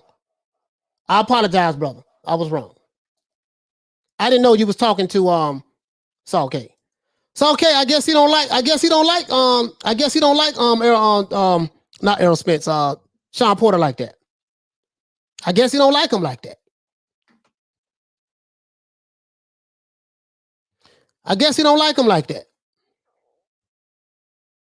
Shout out to Lady Sharon, and shout out to my co-host Shelton Moore.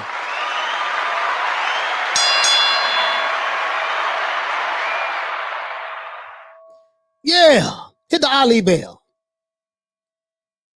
Hey, Frank says, you know they ain't going to bet on Porter to win. Hey, Frank, it seems like that. That's why I called out the boxing content creators. The boxing content creators, they've been in the game longer than me. They got a lot of YouTube money. I got money, but I ain't got no YouTube money. I got money for my business. But they got the YouTube money and they have a bigger following than me. Though this is nothing to them. I want to see how big of a fans they are of Shawn Porter. Gamo, he said, I hope Triller pick up this fight if it goes to purse bid. I think this, as a matter of fact, let's change another subject. Shout out to Bobby Ruff for dropping that dub on your boy. Super chat received. Playtime's over, boy.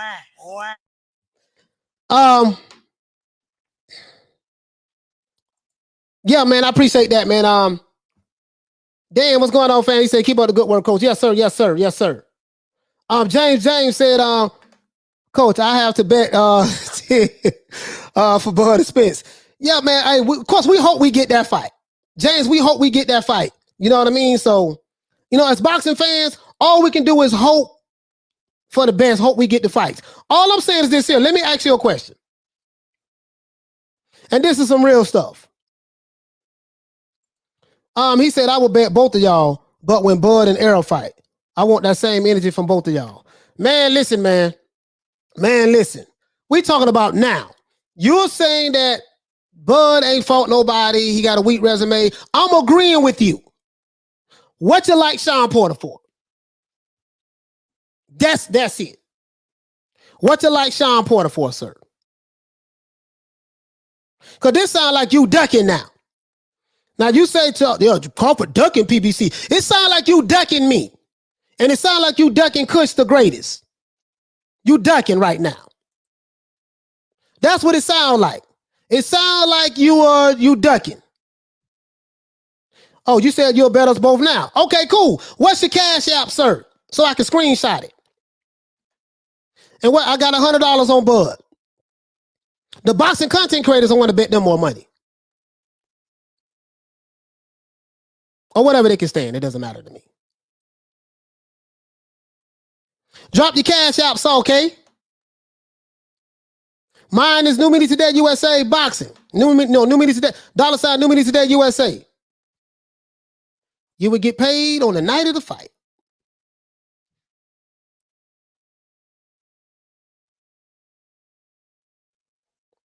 Sir, fine. I get all of that. Hold on, guys. Hold on.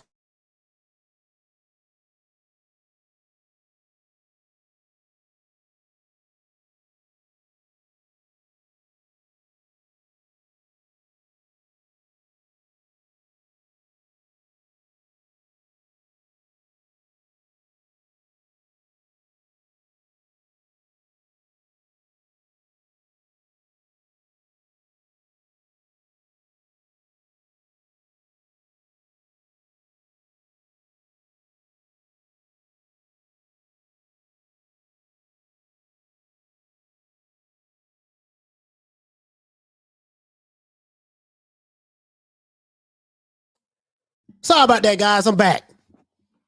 The brother say, he said, I said I bet you both, Porter and Bud. Okay, cool. And for the record, I like Porter. Porter's I like him. I like him. Love his character and personality. I do not like his boxing style. Just being honest with you, I've never liked Porter's boxing style. He said, but don't run and hide under the bed when it's time to fight Spence. Brother, not only will I not run and hide in the bed, I don't want you to run and hide. I want that Errol Spence and Bud fight bad. I want it bad. Because I think I'm gonna make a lot of money on that fight.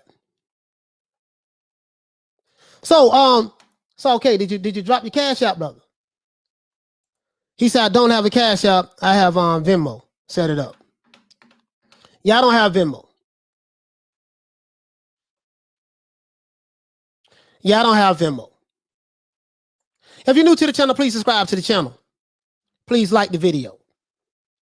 Yeah, I don't have Venmo, brother. So I think that you don't have cash app. I don't have Venmo. So I'm wasting my breath. I think we kind of like, and there's no need of more, Yeah,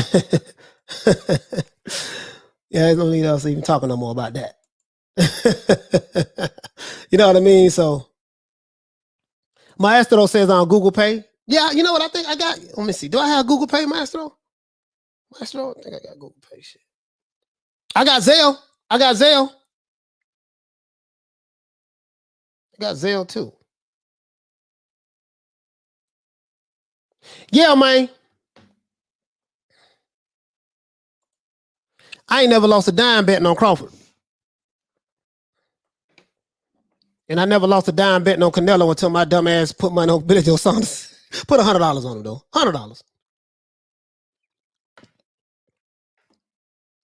But I made $200 betting on Josh Taylor. And I made $3,000 betting on the Bucks in the Super Bowl. Because there wasn't nobody betting on the Bucks in the Super Bowl. Shout out to my brother Halib for dropping that. What? Hold on. Would that be? Let's see, $30. What is the? I mean, 30 pounds. What's the conversion on that, Haleen? What's the conversion? Let's look at the conversion on that. Haleen. Well, look at the conversion on that. The dollars.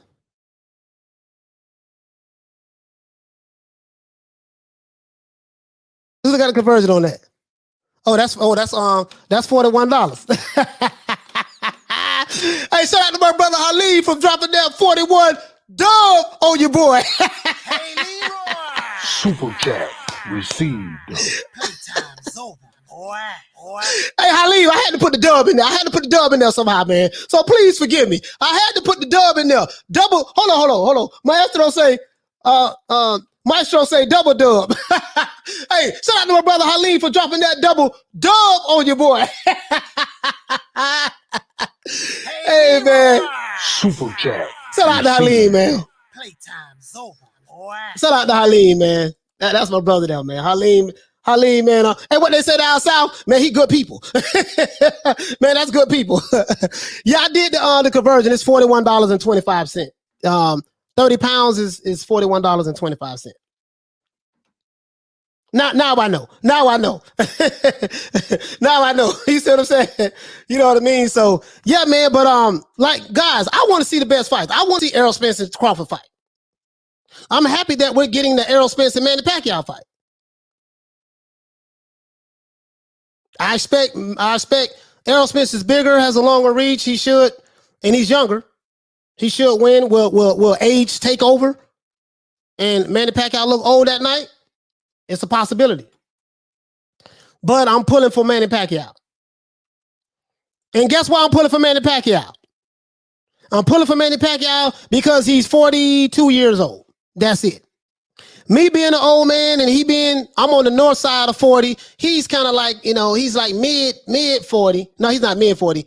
He's approaching his mid 40s. I'm going for him because of his age. So it's an age bias thing going on. Just being honest with you. He says, I won $2,800 betting on Harrison and Charlo first fight, and Harrison not being cocky. I would have won $10K on the second fight. He was winning too. Dropped his guard low. Yeah, being cocky, yeah. Yeah. He said Spencer Crawford is the fight at 147. Yeah, I don't even know that fight gonna happen, bro. But hold on. Truth, I tell you what though, check this out.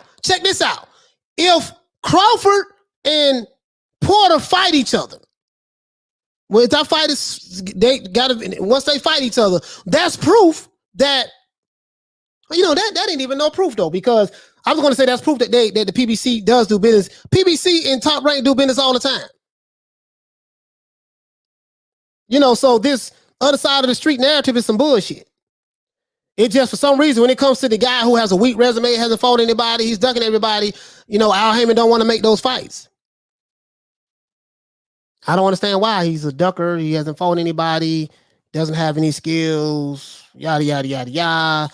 PBC fighters are going to beat the brakes off of them. But for some reason, Al Haymon haven't made those fights.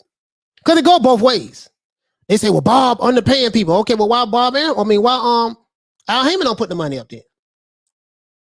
He's supposed to be the big fish, right? Al Haymon's supposed to be the man, right?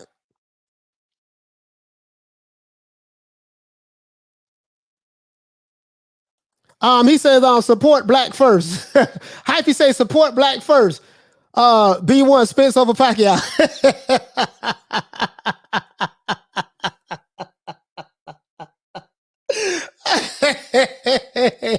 Hey, Hyphy say support black first.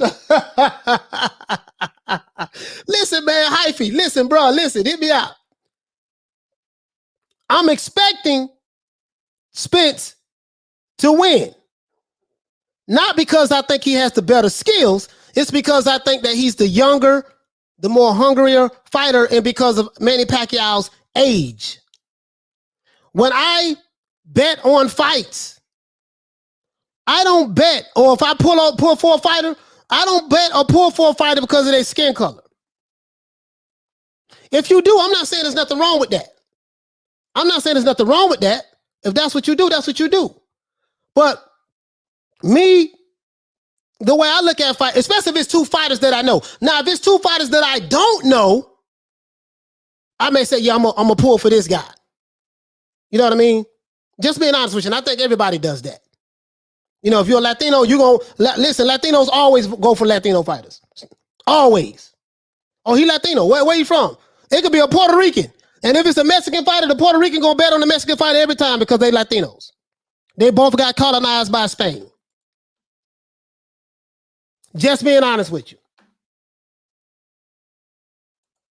Just being honest with you. Coach, if you're not signed with Call Al, the Alphabet Boys don't like you. Yeah, that's pretty much it.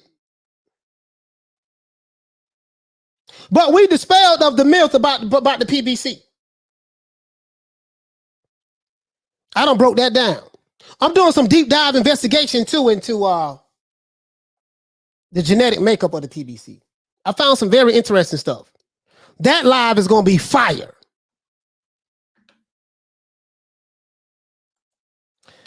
He said, when have you ever heard Boyle call someone out from the PBC? Come on, coach. You starting the cap. Wow. Wow. I got receipts.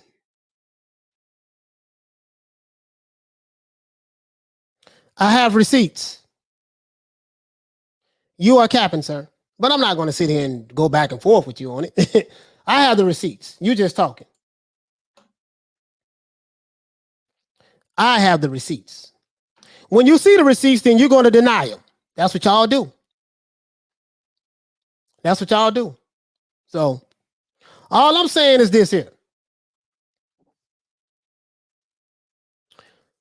I don't care how this fight go down. It's obvious that this fight is going to go to purse bid to me because Bob Arum and Al Haymon have not been able to work out anything as it relates to Terence Crawford fighting a PBC fighter. Bob Arum and Al Haymon worked together on Deontay Wilder and Fury. They worked together on other fights that Crawford has fought PBC fighters at 140. Top Rank has heavyweight fighters fighting PBC fighters on the Deontay Wilder undercard. They fight all the time. He says, Coach, you really don't like Spence. Don't let people like Spence shade your judgment. EJ can fight. James, what are you talking about? He said, Coach, you really don't like Spence. No, I like Spence. I like him as a fighter. I don't like him drinking and being booed up with rappers and stuff, kissing them on the neck, but I like Spence as a fighter. I just like Crawford more. And I admit that. Just like you probably like Spence more. Everybody has a bias towards their favorite fighter. The difference with me is I am admitting it. I'm admitting it. I have a bias towards Crawford. I like Crawford. And I like him so much that I'm willing to bet money on him. That's it. I'm not, I'm not, it's really that simple for me.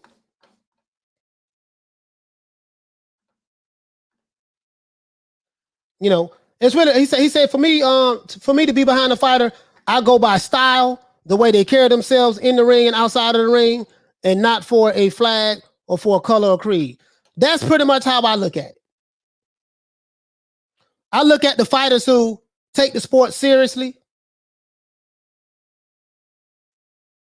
I look at the skill sets. Diallo Huggy, I had the receipts on that. He said, Bud only called out Spence for the past 3 years. I had the receipts on that. Devil Lady Sanitarian said, Coach, I didn't know you better know it. Yeah, man, hey, bro. Man, I went totally against the grain on that, man.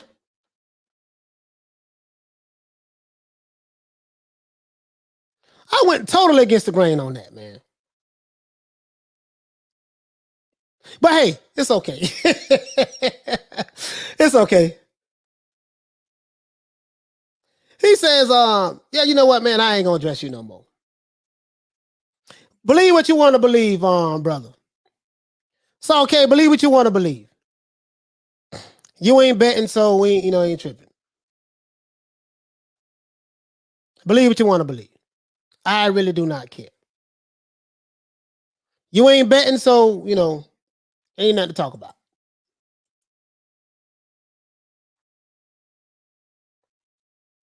So other than that, that's it. Ain't nothing else to talk about as relate to that, brother. You know what I mean? But hey, man, Joe B, I got the receipts for all that.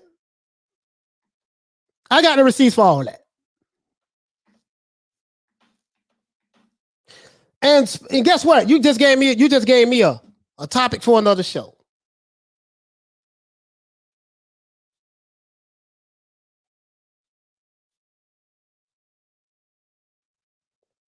Yep. You just gave me a topic for another show. You say Bud has never called out any PBC fighters.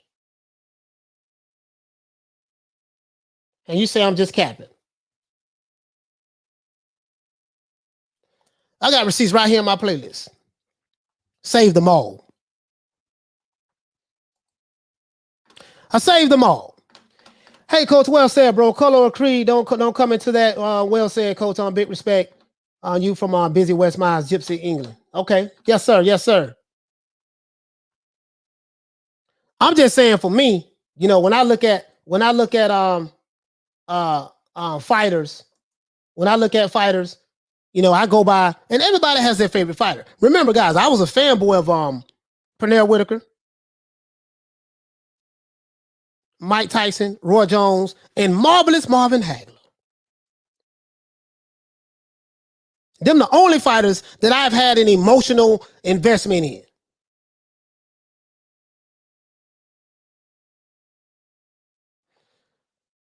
An emotional investment in. That's it. Them the only fighters I had an emotional investment in. I mean, to the point,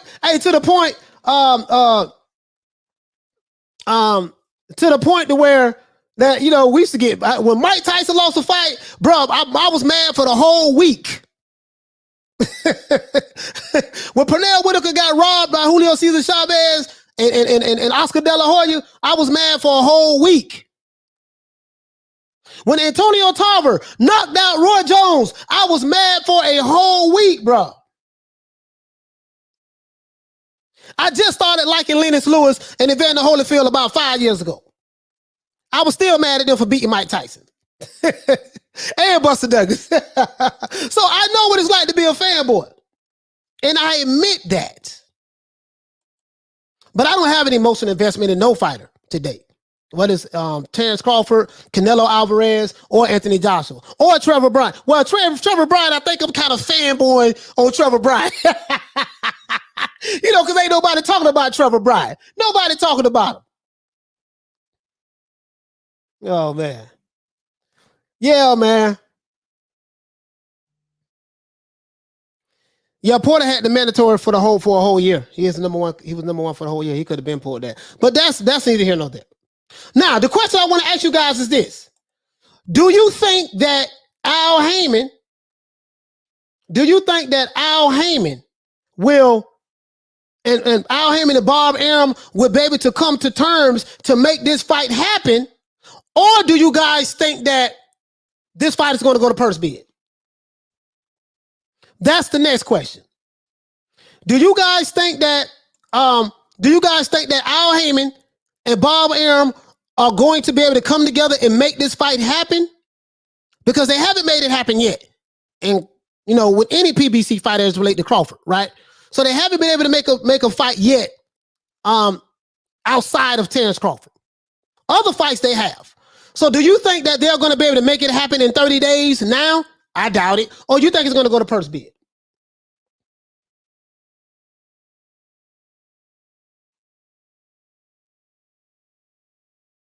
Who's my favorite female boxer coach? Clarissa Shields.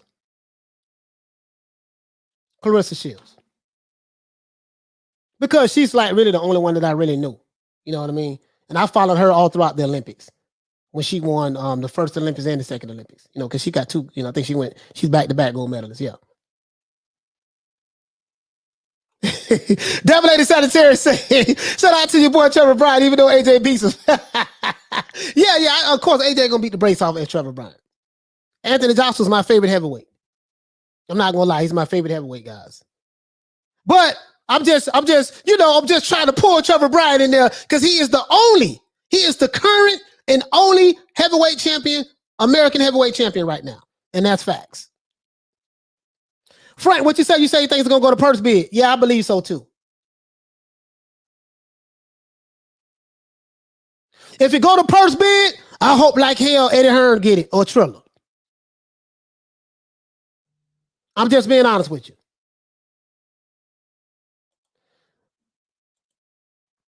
Just being honest with you. Joe Strummer said, Coach, Bud is the best at 147. The only way, and me being a Terence Crawford fan, I will say this: the only way that we would know who is the best at 147, everybody would have to fight each other.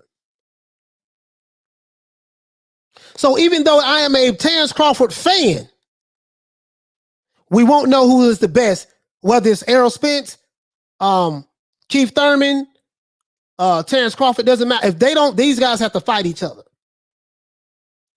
Perfect example. Andre Ward was in the Super 6 tournament in the middleweight division. He fought all the top middleweights. He was victorious. He beat all of them. That showed he was the best. That's how we know who the best is when they fight each other. You see what I'm saying?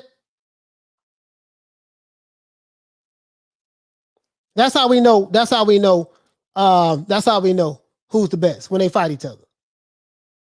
They have to fight each other. But what you guys think? What you guys think though? Do you think Noah said purse bid? I believe that too, brother. Trav say purse. Yep.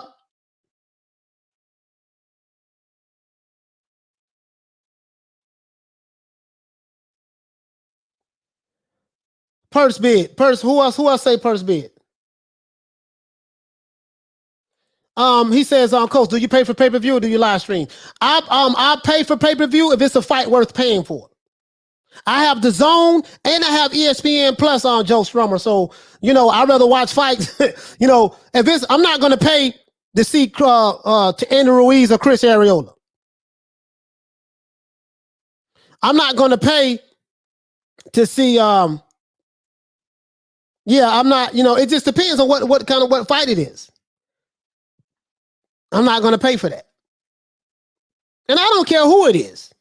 It could be a Crawford fight. That's my favorite fighter. If he's fighting a fighter that I don't like, that I'm not too crazy about, I'm not going to pay for it. Al don't want none of his guys. I'm anywhere near Buzz Dangerous ass, Coach. Richard says purse bid. I believe so. Noah GX, he said check out Jessica McCaskill. Let me check. Look at what she is, Jessica. Yeah, I'm gonna check. Hey, Noah, I'm gonna check out, brother. I'm gonna check out. Listen, I love female boxing. We had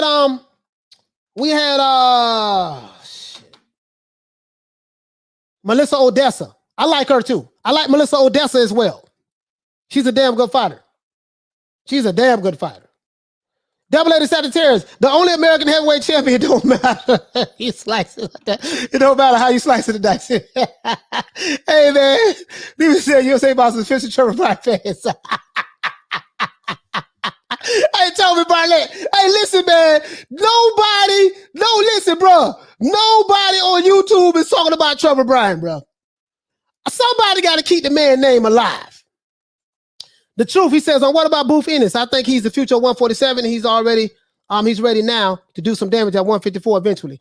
Truth Ennis is the truth.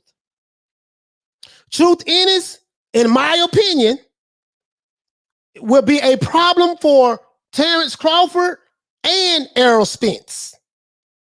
He would be a problem for both of those guys. Period. Shawn Porter even said on the Porterweight podcast he doesn't want any parts of Booth Ennis. The only way he'll fight him unless he have to. That boy got skills, and he's huge. Booth Ennis, I don't know how he makes that weight, bro. Because that's a big guy. He can easily be fight at middleweight, easy. Booth Ennis is the future of the 147 division. And if the politics of boxing don't get in the way, he can easily become the undisputed champion at welterweight division. That's one of my favorite fighters, Boots Ennis. Literally, he's one of my favorite fighters. Literally. I love that kid. That kid is a problem for anybody. And he has 27 fights. He has the same amount of fights as Errol Spence. Shout out to James for dropping that quarter of a dub on your boy. Hey, Leroy. Super chat received. Playtime's over, boy. He says Carissa starts Bud at 5. Hey, she'll stop being 2. Hey, Tommy Hill say Brian has the intern WBA regular championship. No, he don't have the intern. He has the regular WBA. He don't have the intern. No, he has the regular WBA. Yeah, man. Hey, man. Listen, bro. That dude. Yeah, that's my. Listen, that dude. Bro. I'm telling you, that dude Boots. Whoo. Boy, I'm telling you something, boy. That boy got footwork. He's athletic, and he can switch like Terence Crawford. He's a switch hitter. He does it effortlessly. Now, he hasn't really fought anybody yet, but that's not his fault. Because if the bigger name fighters are reluctant to fight him, you can't blame the guy for not being able to land the fights if the name fighters don't want to fight him. And I think this is what a lot of fans do. A lot of fans do is, you know, when we see certain fights not happening, we blame the fighter for it not happening. The fighter who we don't like. And then the fighter who we do like, we give him the benefit of the doubt and make all the excuses in the world. And that's what fans do. And I get it. You know, I get it. That's why I say I can't even. Oh, yeah. Dragon Leg. What the? He said, check out, yeah. Sanisa Estrada. Yeah. She good. I saw her on the Canelo Alvarez undercard when he fought Yildirim right here in Miami. Yeah, she's from, I think she's from East LA. She's with Golden Boy. I know exactly who you're talking about. I follow her on Instagram. I follow her on Instagram. Oh, and Amanda's, yeah, I follow Amanda too. And Savannah Marsh. I follow all of them. But I'm just saying, my favorite, you know, my favorite female boxer is Clarissa Shields. I'm just being honest with you. Love that girl, because I've been following her since the Olympics. I love that girl. You know what I mean? Yeah, I follow all of them. And Savannah Marsh. I follow Savannah Marsh as well. I want to do a show about the female boxers, but I don't think it's no one's really going to be interested in it, to be honest with you. You see what I'm saying? I'm just being, I don't think, you know, but I'm just saying though. But yeah, man, he said I watched Boots for a while. That's my favorite. Yeah, man, Boots a problem, bro. Boots a problem. Coach, do you think there's a way for Porter to get out in any type of way? No, I don't know. I don't think Porter gonna try to get out of anything, man. Porter wants to fight Crawford. Yeah, like, you know, Porter's a warrior. Porter's a warrior. He wants to fight Crawford. Maybe he sees something. I think he sees something.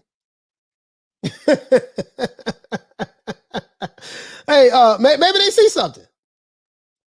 You know, I mean, you know, yeah, you remember, you remember, hey guys, you remember, oh yeah, Katie Taylor, yeah, man, I definitely remember Katie Taylor, man. Yeah, back in, absolutely, bro. Hell to the yeah, for sure.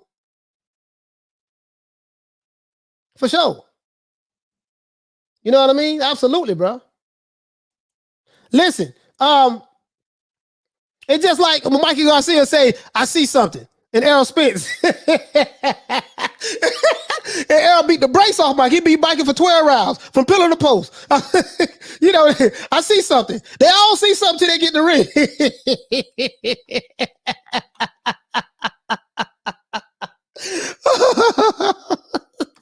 Hey, listen. Shawn Porter said that too. I was watching Shawn Porterway podcast, right? Hey, I was watching Tommy Hill say, yeah, I think it's going to purse bid. Yeah, Alan Bob is cheap. Yeah, hey, listen. Hey, listen. Check this out.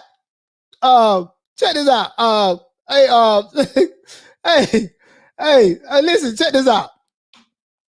I was watching Porterway podcast.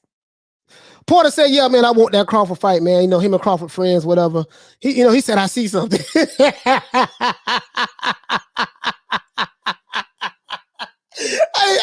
Diallo, hey, every time I hear a fighter say they see something, listen, I'm telling you, bro, we can count.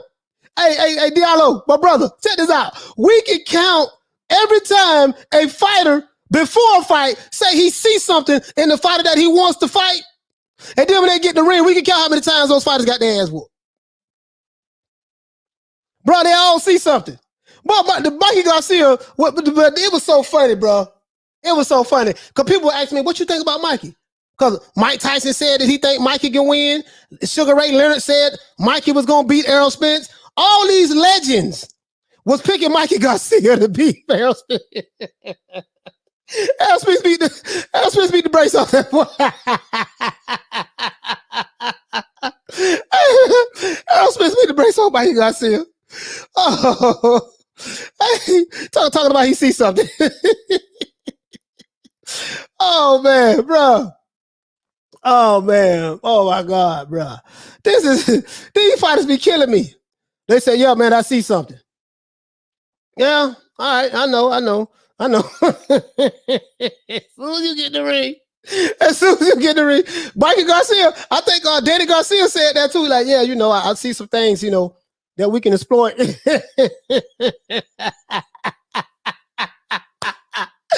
listen, bro, I'm telling you, listen, bro, if we was to add up, I have to do some research on this, but we was to add up all the fighters who said they saw something before they got in the ring with another fighter.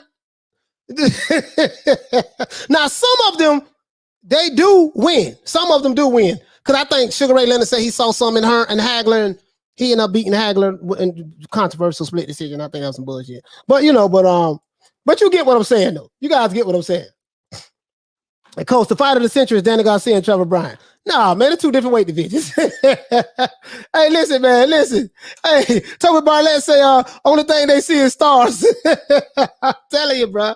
Hey, Robert Garcia almost threw the towel in, coach. Bro, listen. Bro, oh my God. Bro, this is, Halim say they see ass whoopings. Bro, this is, bro, it killed me. Eric 1984, Martin Lawrence said he saw something, though he thought Tommy Hearns. We all saw how it went. Yeah, man. So Porter said he sees something. So I don't know. Maybe he do.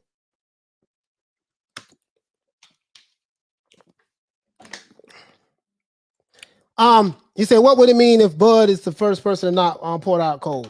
Well, I mean, we'll see. I mean, if he knocked Porter out, even if it's a knockout or a TKO, that's gonna be something. Because nobody's ever been able to do that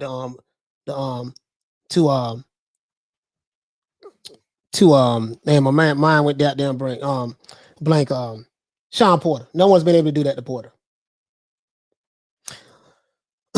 So we don't know. We don't know how, you know, and it was something that Kell Brooks said.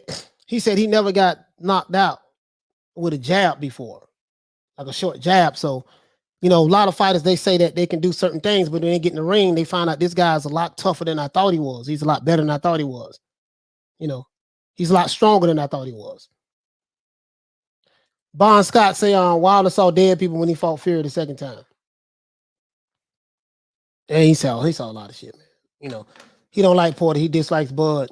Let them alphabet boy clowns told him not to.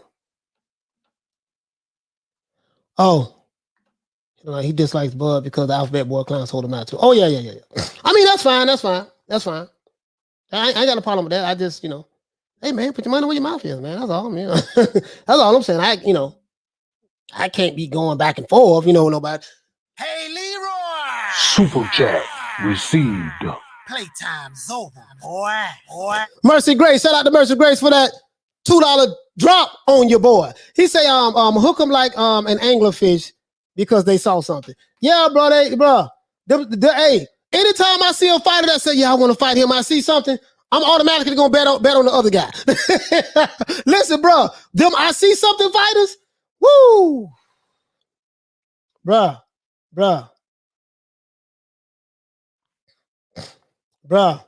James says I'm at 140 pounds. Bud was nice at 140. Gets sent at welterweight. Bud throws punches wide. I guess to put more muscle on his shots. Cause him to get hit more. Well, he can fight different styles. Like when he fought on the Mean Machine, and the Mean Machine did drop him. I know Bud said he didn't get dropped. He did get dropped. He fought a style that he didn't have to fight.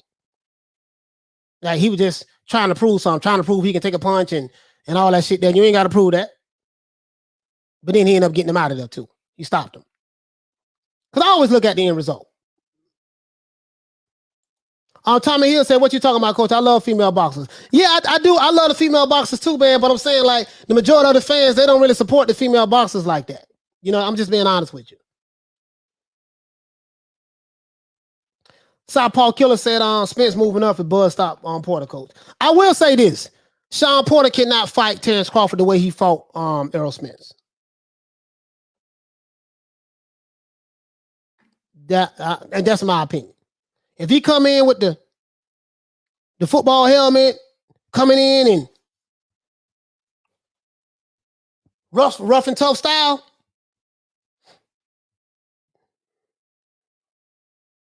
nah, I don't think. He said, Coach, fess up. What is the real reason you like Melissa Odessa?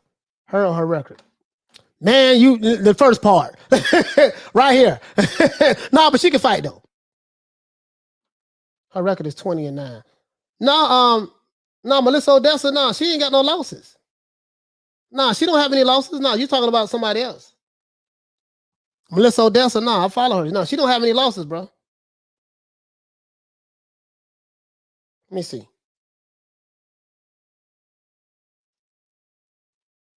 Hold on, let me see.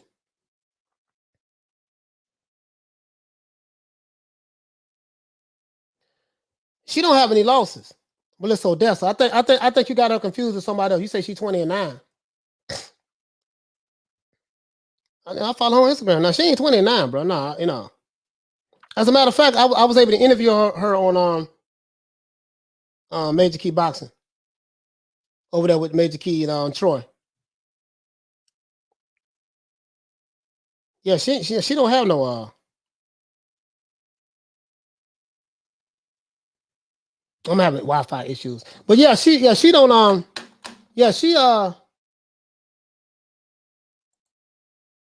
okay, well, I'm good over here. Yeah, she not 29, bro. What you say? Yeah, Coach Porter can't come in with that football stuff. Nah, that shit ain't gonna work against Crawford. The footwork a motherfucker. He did it. He was able to do it with Spence because Spence don't have the footwork like that. Spence is more of a flat-footed fighter because he likes to sit on his punches to go to the body. But he won't be able to fight. He won't be able to fight Porter like that. I mean, Porter won't be able to fight him like that. Now football, like I hate Shawn Porter's style. Shawn Porter remind me of me when I played football at running back. I was a bad boy at Hillsborough and at Van Buren. But and even in Pop Warner. He remind me of me when I played football. I like Shawn Porter. I don't like his boxing style. It's hard not to like Shawn Porter. He's one of the nicest people you ever want to meet. I never met him, but he seemed very nice. He's very professional. He's very businesslike, but his style is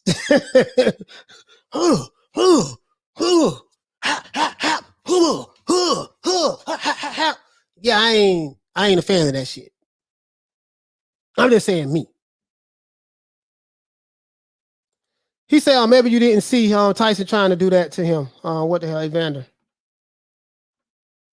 Nah, maybe you didn't see Tyson. Nah, Holyfield was headbutting like a motherfucker that fight. That's the fight that Tyson bit him on the ear. Oh, boy. You say Shawn didn't headbutt Spence either.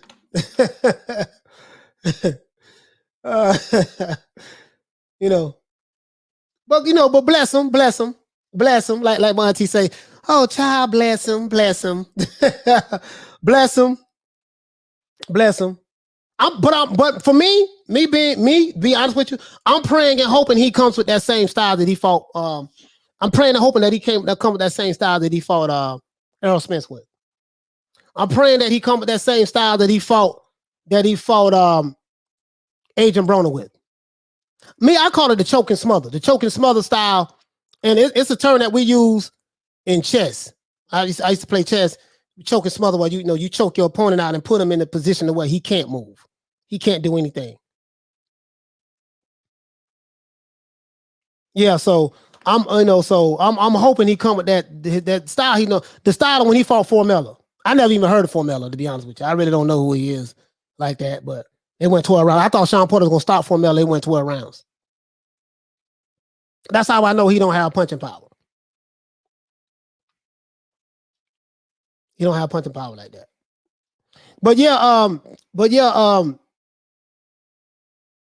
the football style, nah.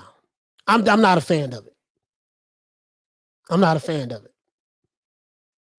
I ain't a fan of the football style. I'm just being honest with you. I like Shawn Porter as a person. He has good footwork. I love his footwork though.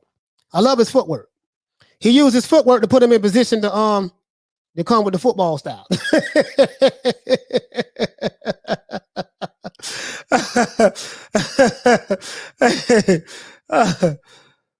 Joe Strummer says, Coach, what do you think about Delahoya comeback? Man, Delahoya need to sit his ass down some goddamn well.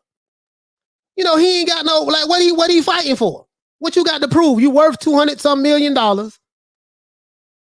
Maybe, I don't know, man. That's crazy. That's crazy. You ain't fought since 1979. I mean, I'm being facetious. But you get what I'm saying, though. The hell Delahoya coming back for? And I'm going to be honest with you guys. And when I was a fanboy of Pernell Whitaker, I didn't like. I never really was a Delahoya fan. Even to this day, I was never a fan of Delahoya. When he fought Pernell Whitaker, of course I bet on Pernell. When he fought Floyd, I went with Floyd. When he fought Sugar Shane, I went with Sugar Shane. When he fought Tito Trinidad, I went with Trinidad. I've never liked Oscar Delahoya. I'm just being honest with you. I never liked Oscar Delahoya. Never. Doesn't mean that Delahoya was not a great fighter. He's a Hall of Fame fighter. Just because I did not like Delahoya does not mean that he was not a great fighter. I would not allow my dislike for an individual, a fighter, to discredit their accomplishments. I won't do that. I just didn't like him. I didn't like Delahoya. Because he was the golden boy. They came out of the Olympics. They built them up. And, yada, yada, yada, yada. I don't know, man. Just some fighters that you just cling on to, that you like, and there's some fighters that you just don't like. It's kind of like Crawford. You got people, they just don't like him. And then you have people like me who cling on to him. You know what I mean? So, and every fight fan has that. If you talk to any Spanish, any Latin boxing content creator, if they'll be honest, they damn near always root for the Latin fighters. They're either gonna like Canelo, and I like Canelo. Canelo's my pound for pound, my favorite fighter. They're going to, I'm just being honest with you.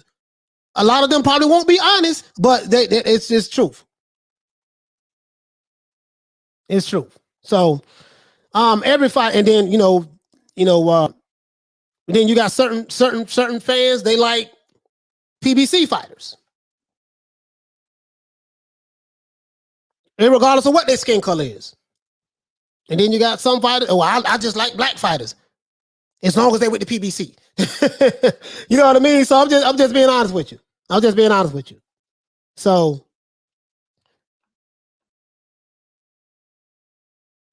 yeah, whose orbital bone was broken? Who are you guys talking about? Hi there. He said Delahoya became boxing's hero, but he should have ran and stuck that jab from Mayweather and on. Yeah.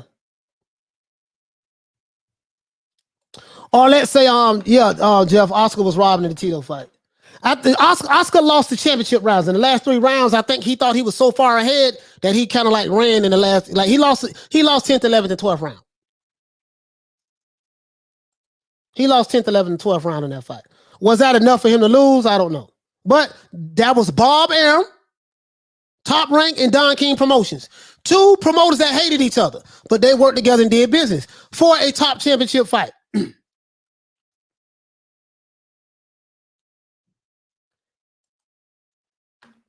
Maestro Boxing said he said when you're Black Caribbean, you associate with guys like Trinidad and Lennox, but also with African Americans, Mexicans, etc. We're open to all mostly. Yeah, you got to watch what you say, man, because certain channels will call you a coon.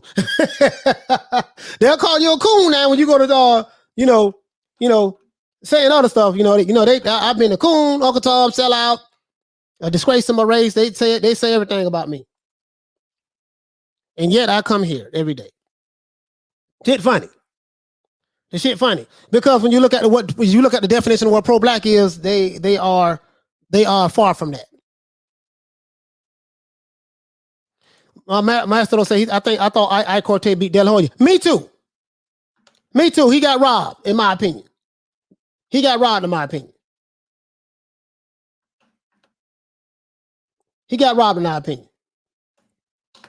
But yeah, so I'm telling you guys, that's why I stay away from the race baiting. Like the guy we had on here yesterday, we was talking about Joshua, and then Wilder name came up. And then the guy went to talking about, racism and this and that and yada, yada, yada, yada, blah, this, quasi. And I'm like, dude, he tweeted talking about Alabama and racism. He wasn't talking to me. He was talking to somebody on the panel, and Alabama is racist and such. And I guess he was trying to say racism was the reason why something with Wilder. And I'm like, dude, I could have destroyed that whole narrative just like that. But that would have ran the show for another 2 hours. Listen, guys. I'm selling race cards for $9.99. Pull out the race card. I'm selling race cards for $9.99. If you ever get in trouble, if you are a Black American and you ever get in trouble, and you need to push a certain narrative, and you do not know how to articulate your point, pull out the race card. If you get in trouble because of your actions, and you are looking to make an excuse for your failures, instead of admitting that you are wrong, just pull out the race card. If you're not successful in life, pull out the race card. We can always blame the white man for holding us down. So I got race cards for $9.99, y'all. $9.99. Who want a race card? Who want a race card? Who want a race card? Bam! Demi thought he wants a race card. Okay, $9.99. Who else want a race card? Race card. Charlo, you want a race card? Bam! Charlo sold Charlo for a race for $9.99. Okay. Who else want one? Maestro Boxing, what's up? You want a race card? $9.99. Bam! Maestro Boxing, you got a race card. You got a race card, sir. Anyone else want a race card? We got a race card here. Just pull out the race card. I'm selling them for the low, $9.99. Might as well. I might as well make some money race hustling because shit, everybody, them other clowns is doing it.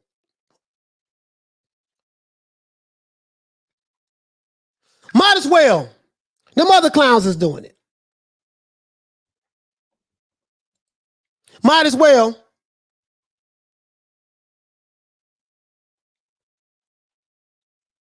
Nice come up. Third coach said, where your receipts at? I got them. I'm going to drop them tomorrow. Only reason I ain't dropping them today because we covering Terence Crawford. I got them. Be here tomorrow. You're going to see the receipts. Got them. Got everything lined up. Got all my tabs open. I got two screens. I got two monitors. I got everything lined up.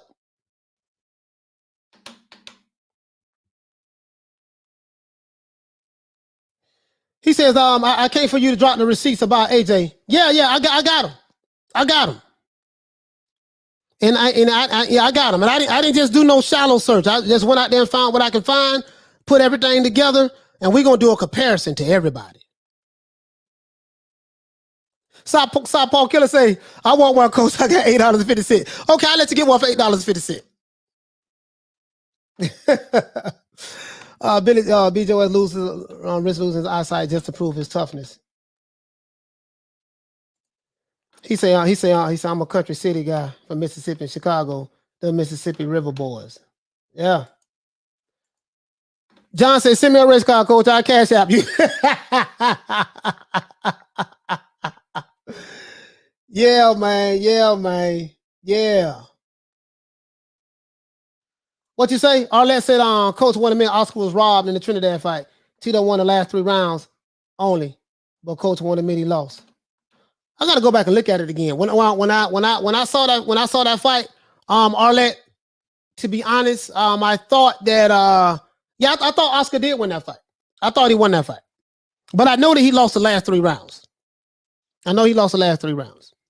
That I do know. But yeah, but I thought Oscar won that fight. I thought he won that fight. I thought he won that fight. This dude says, my brother, you sound so dumb. It's a shame that you talk like this. Wow. You must be from the Alphabet Boy community. My brother, do you want a race card? This might not be the channel for you.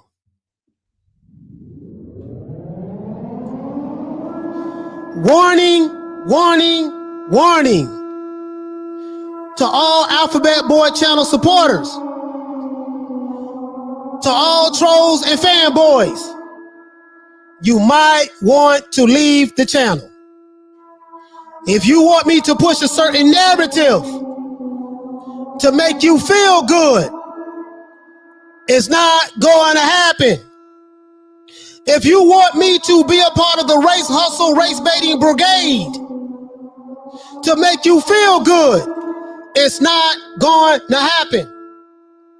If you think that you are going to punk me, debo me, or cower me by calling me coon, Uncle Tom, or sellout, it's not going to happen. It ain't gonna happen, fam. You got the wrong channel, and you probably need to take your ass somewhere else. Shout out to Mills Lane for dropping that half a dub on your boy. Hey, Leroy. Super chat received. Playtime's over, boy. Yeah. Yeah. Hey, but I appreciate you being over here, fam. You are contributing to the content.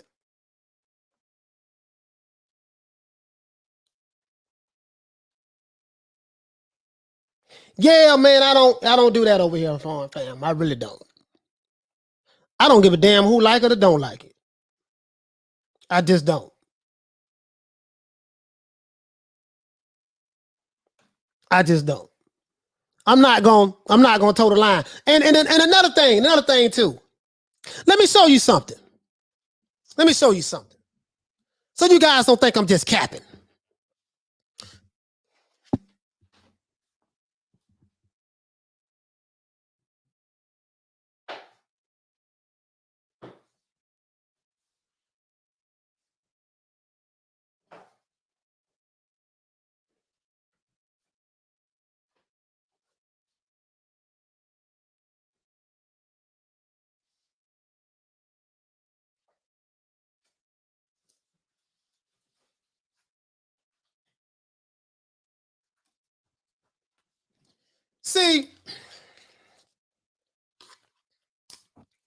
See, when it comes to this race hustle shit,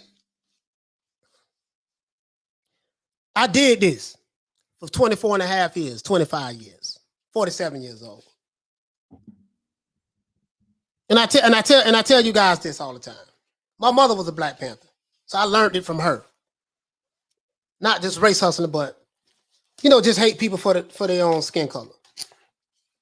This is my old manual. This is a FOI training manual. I was a lieutenant out of Mosque number 47. I was gonna throw all this shit away, but my friend, my best friend told me, he said, "Man, keep this, just in case you get into a debate with somebody one day who want to tell you that what the nation teaches and don't teaches is not true. What you're saying is not true." That's the FOI manual when you come in the nation. This is the restricted laws. This is the laws that we used to go by, or was taught to go by. Restricted laws. See, why am I showing you this? Because these pro-black niggas I can't say pro-black. Self-Improvement. Now, this is a good book, Mr. Farrakhan, Self-Improvement. But I really like this book. Theology of Time. I got a bunch of books that I had these books for years, since like 92, somewhere up in there. So when these guys come over here with this shit, I've been there, done that.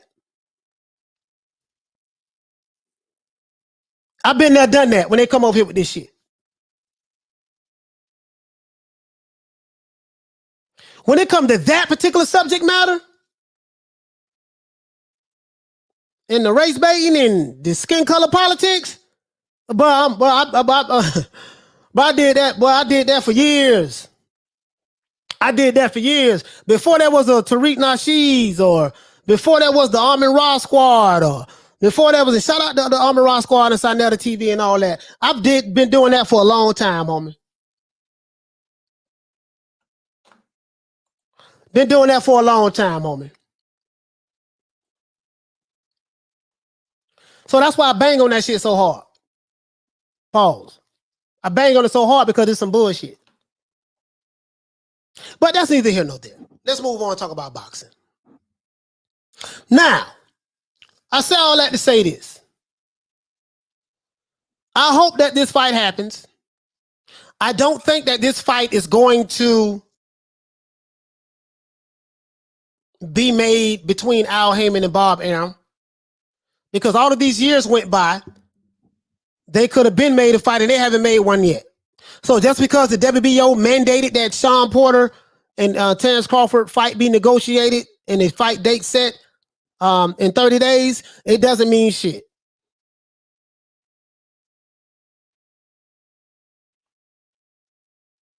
The brother says, you're right. This is not the channel for me. You need to educate yourself. Bye, Felicia. As a matter of fact, we're going to make sure you don't come back. I'm going to help you out.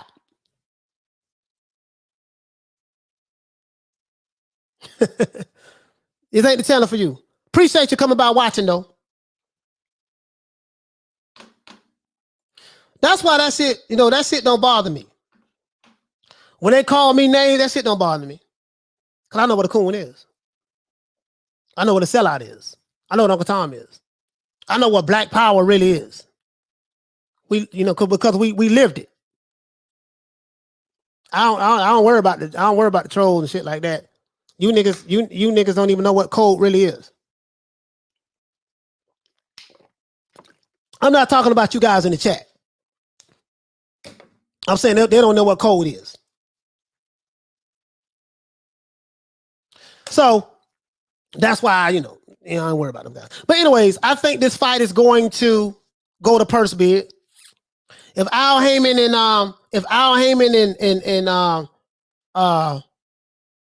Bob Arum have not been able to make Terence Crawford or any of the PBC fighters fight each other in 3 years, what the hell make me think they're gonna be able to put a fight together in 30 days? So I think this fight is going to go to purse bid, and the highest bidder is going to get the fight. Crawford is going to make a boatload of money. He's making $4.5 million already. So he's going to probably get paid more than what he's making now. Shawn Porter is going to get paid more than what he's making now. And that's it. What Jabril Bay say on Coach, when was Porter's last fight? That's a good question, brother. Let me see. I'm gonna let you know. Porter just fought recently. I think he fought last year. He fought August 2020. He fought on Sebastian Formella. Never heard of the guy. Probably was a PBC fighter. Emmanuel Lopez says they ain't going to fight, man. Watch. Man, I hope they fight.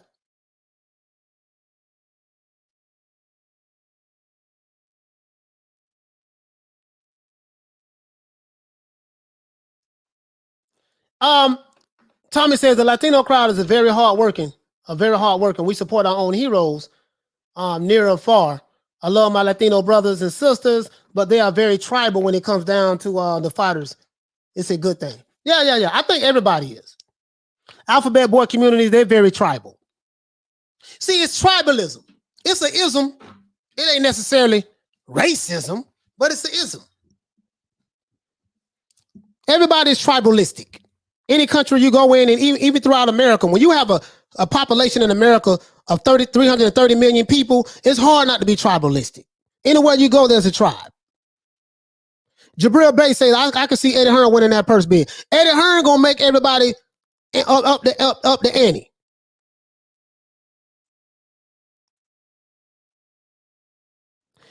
Eddie Hearn gonna make everybody up the ante. I hope like Kelly go to purse bid. Because Porter's gonna get 40%. Crawford's gonna get 60%.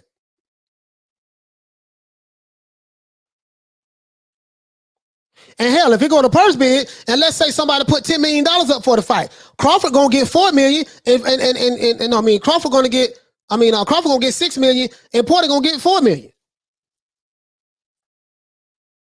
That's the only way they can maximize that fight from a dollar standpoint. Because you know Bob Arum ain't paying shit, and Al Haymon ain't paying shit. Al Haymon motto is we're gonna give you a low guarantee, and then you're gonna make your money on the pay-per-view. So if the pay-per-view don't sell, you ain't gonna make nothing. If the pay-per-view sell, it'll make something. And the reason why they might be able to, the PBC is able to do that, and it's a success for them, because listen, guys, they don't pay their fighters a lot of guaranteed money. So when you don't have to pay two fighters a lot of guaranteed money, you don't have to recoup a lot. So if they do 200,000 pay-per-view buys, that'll be a success for them, because they didn't have to pay the fighters a whole lot of money in the first goddamn place. But they have to recoup their money. They know what, hey man, if I could do 200,000 or 250,000, this is what I need to break even. This is what they need to break even. Sneezy Foster say, imagine a PBC let Porter fight Bud and Bud crushed him.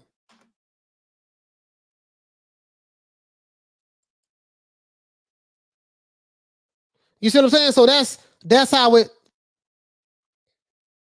What I like. Let me tell you what I like. What I like is this. Southpaw Killer say Bob ain't gonna let Eddie like Eddie for this one. Eddie jump to T.O. Cambosa sweepstakes. You know what? I think after what Bob Arum did, I think that left a better taste. You know, I can't speak for Eddie Hearn. But it's business. If the opportunity presented itself, Eddie Hearn I think he gonna drop it like it's hot to win that bid.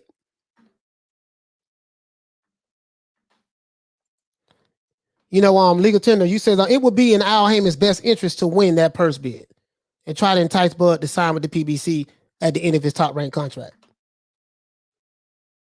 That'd be a good business move.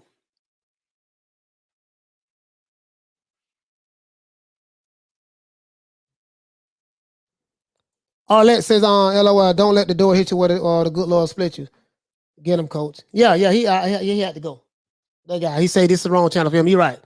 So we're going to block him, make sure he ain't going to come back. Want to make sure you're happy. That's how we do that. Shout out to Charles Stevens for dropping that $2 on your boy. Hey, Leroy. Super chat received. Playtime's over, boy. He said on the race car didn't help me. I'm still ugly. Yeah, man.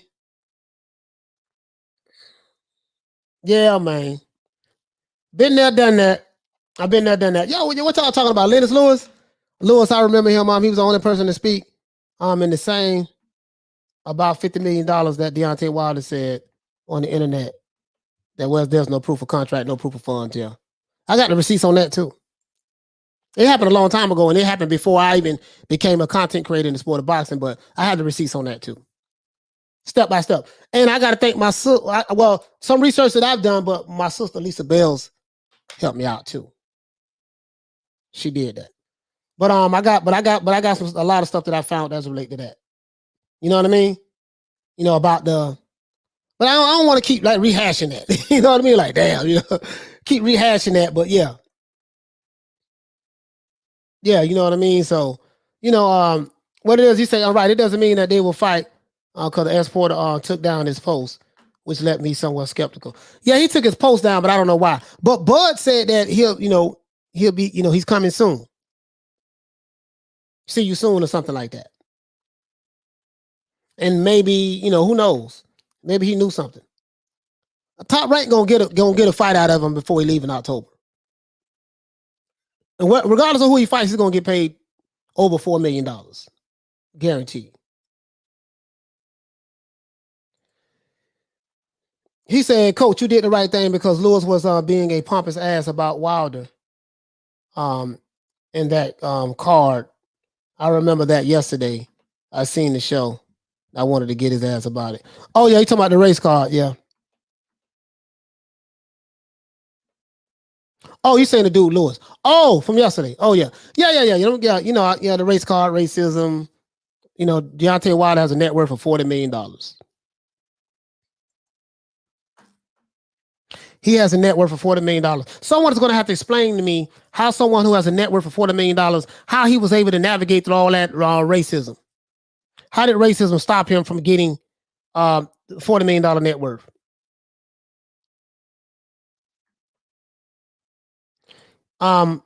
He says, Coach, why people hate Bud, his own people. Yeah. A lot of self-hate going on in America. It is what it is, That's why I tell people, if you're not from America, do not get into the people from the UK, do not get into the racial politics of Black America. It'll just confuse you. Because everybody believes different things and have their own cliques and beliefs, and it'll just confuse you. You can't make everybody happy, so I don't even try. I'm like, if I see them going this way, I'm going that way. I'm standing on my own island. That's how I roll. When I see what the majority of the content creators are doing, I go over there and lead them over there. And I'm fine with that.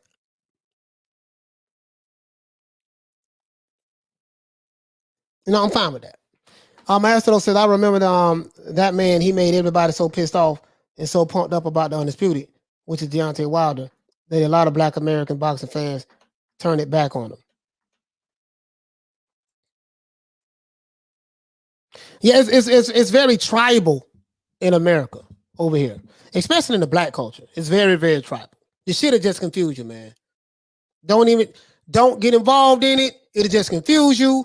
You can be called the coon Uncle Tom sellout at any given moment. There's different narratives within the narratives.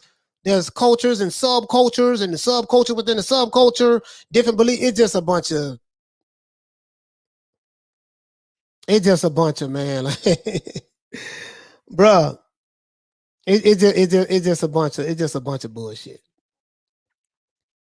I don't even get emotionally invested in that shit. I used to for 24 and a half years. I used to. I was racist as hell. My mother was racist as hell.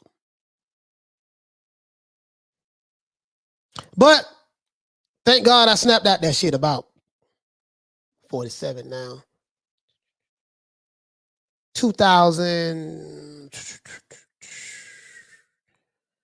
I want to say 2014. 2014. And I really snapped out of it 2 years after that, 2016. I'm just saying. So if I'm a coon for that, so be it. Especially when I know the root. I have a bunch of books over there. I know the root to where a lot of this teaching come from. It comes from white people.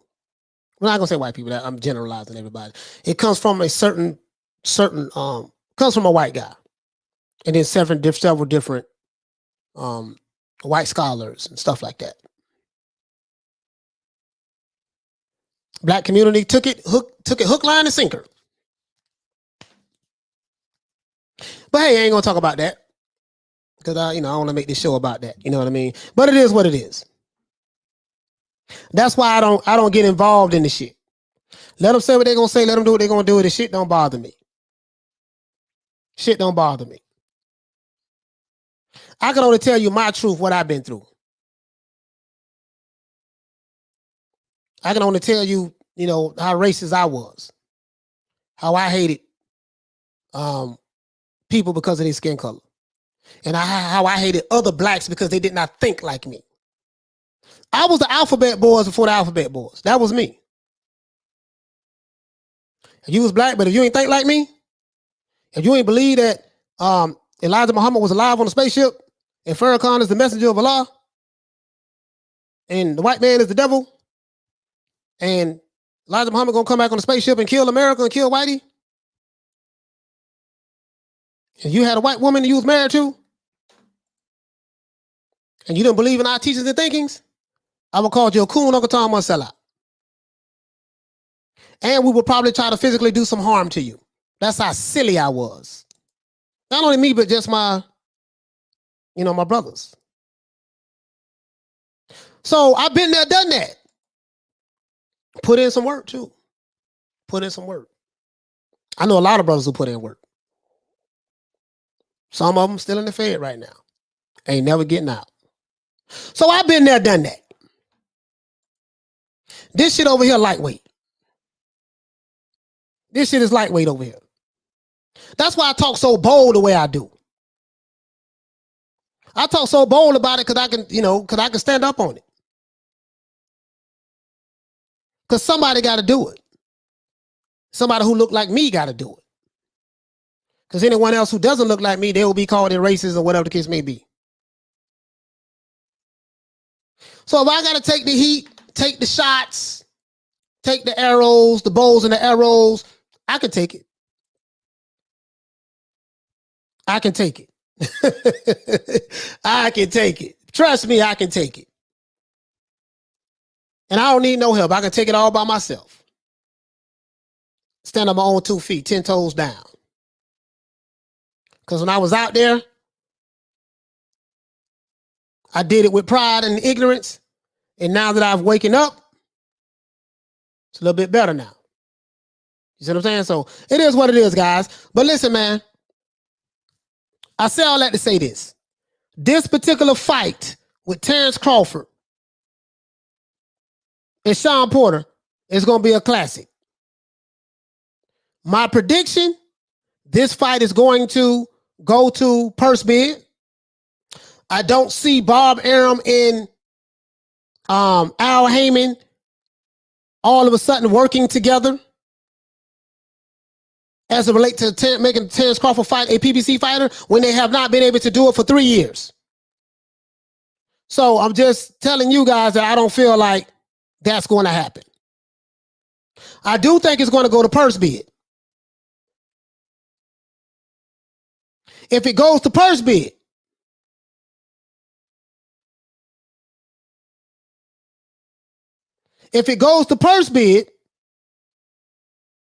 I'm hoping Eddie Hearn pick it up. I'm just being honest with you guys. I'm hoping Eddie Hearn picks it up if it goes to purse bid. I'm hoping Eddie Hearn picks it up if it goes to purse bid.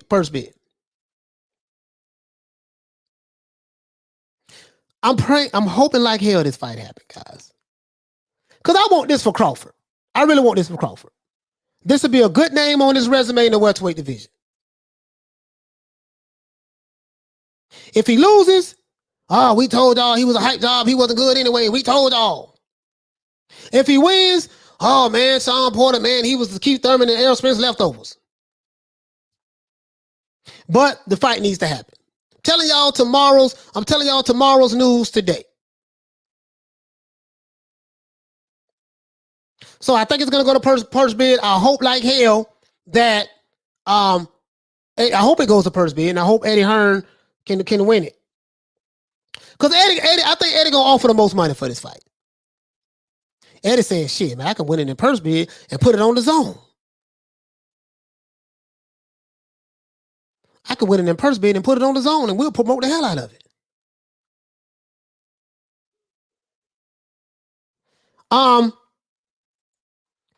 Who gets the guaranteed money for the fight? How it's going to work, Third Coast, it's like this. It's going to go to purse bid, and the A side, which is Crawford, because he has the belt, he's going to get 60% of the purse, and then Porter will get 40%. So let's say go to purse bid, right? And Somebody puts up $6 million for the fight. Porter's going to get $2 million. Crawford's going to get $4 million. He said, Coach, what do you think about Benavidez and Uzcategui? I like Benavidez, man. Joe, I like Benavidez. I'm a big fan of Benavidez. But I like Benavidez.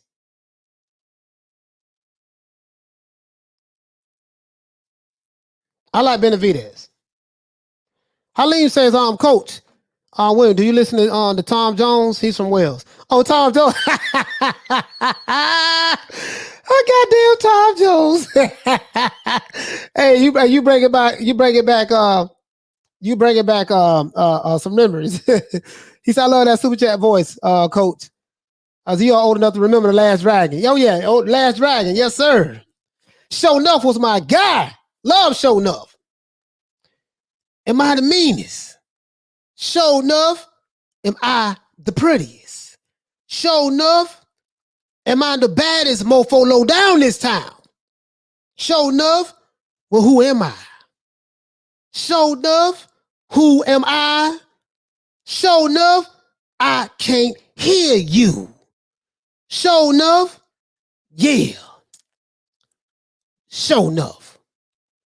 The Shogun of Harlem. Bruh, I seen that movie 1,000 times. Literally. Hey, Tommy, I seen that movie, man, about at least 22 times, bro. I ain't gonna lie to you, bro. I never get tired of watching it. Hated Bruce Leroy. Because I love doggone Show Enough. I hated Bruce Leroy.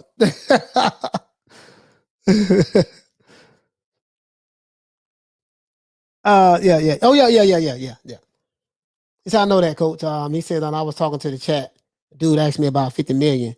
No one has ever asked for a guarantee for that fight. Yeah. Yeah, man. I'm trying to tell y'all, man, bro. Joe Strummer said, Coach, will the Wilder Fury fight happen or not? Man, I have no idea, bro. Your dress is as good as mine.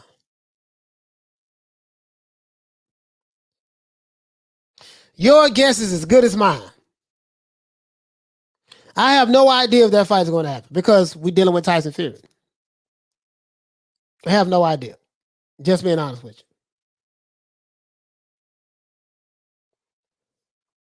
Hey, Harleen, why you calling Lewis a bum? What's Lewis? Lennox Lewis?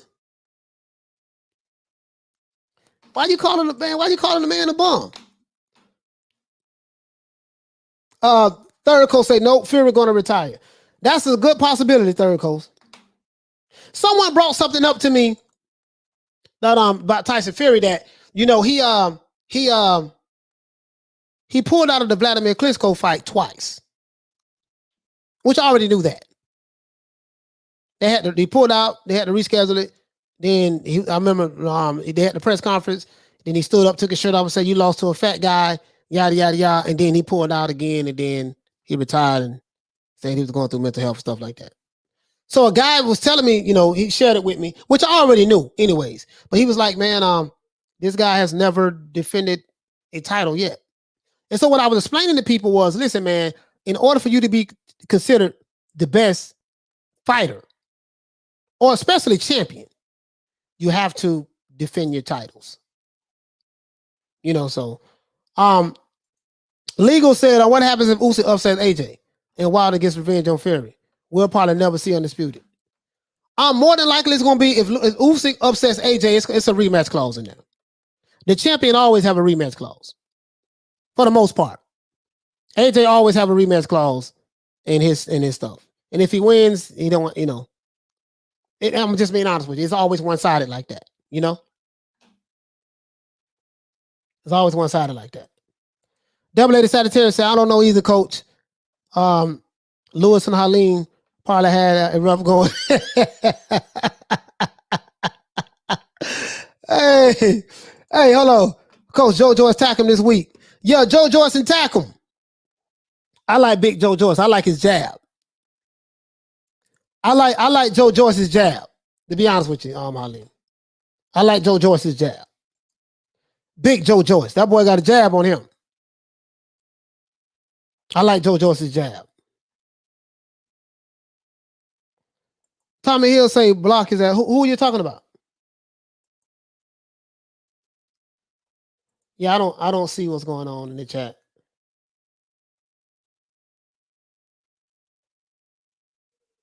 Yeah, I don't see what's going on in the chat. Yeah, I like Joe Joyce. I like Joe Joyce.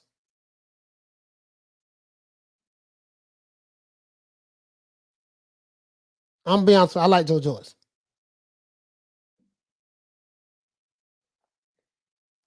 Paul, what you say? You say Coach been jabbing rough for a few years due to illness. But boy, your chat and the chatters make me laugh. Yeah, I don't know what's going on in the chat. It seems like it's something going on. Everybody has an agenda. Like, well, I don't know what's going on. Jabbing says 1-800 race card, 30 days free trial, $9.99 a month. Call now. Yummy. Call me already. Yeah, I don't know what's going on in the chat. Let me see, can I find out what you guys talking about? Toby Barlett said Fury says he's defended the lineal belt, but there ain't no belt. Yeah, the lineal is like a status. You know what I mean? It goes all the way back to like Jack Johnson. You know what I mean? It's more like a status, you know. To be honest with you. Oh man, here y'all go, man. Hey, here y'all go. Oh, y'all. Hey, what y'all going through, man? All right, so y'all talking about, man, why would listen, man? Oh my God, bro. You guys killing me, man. Listen, it's certain fighters that I thought it was going to be bad today, but it wasn't as bad as I thought it was. Me talking about Crawford wasn't as bad today. I thought it was going to be a lot of people getting triggered about that, but they didn't get as triggered as I thought they was. So maybe the Bud hate is not as bad as I thought it was. Maybe I was tripping. But it's one fight. If I say anything about Deontay Wilder, boy, they coming. Pause.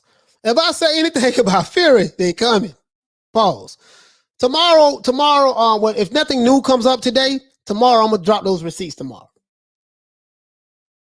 I'm gonna drop the receipts tomorrow if nothing new comes up today for the people who say that Joshua, he ain't selling out arena, he not selling out stadiums, and he ain't doing big pay-per-view numbers, and the reason why he's doing it because it's so cheap and low and all the excuses.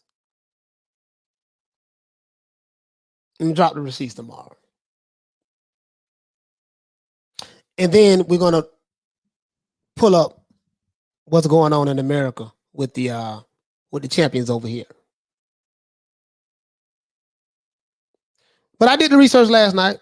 I was up for by almost 1:30 in the morning. So I'm gonna drop those receipts tomorrow. We're gonna see who the cash cow of the heavyweight division is.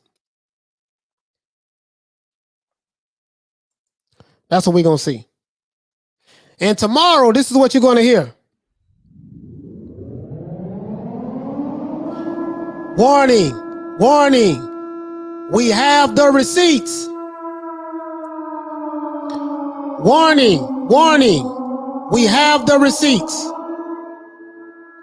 If you come to the show tomorrow and you want to push race hustling narratives and make excuses for why your fighter is not selling out venues, small venues,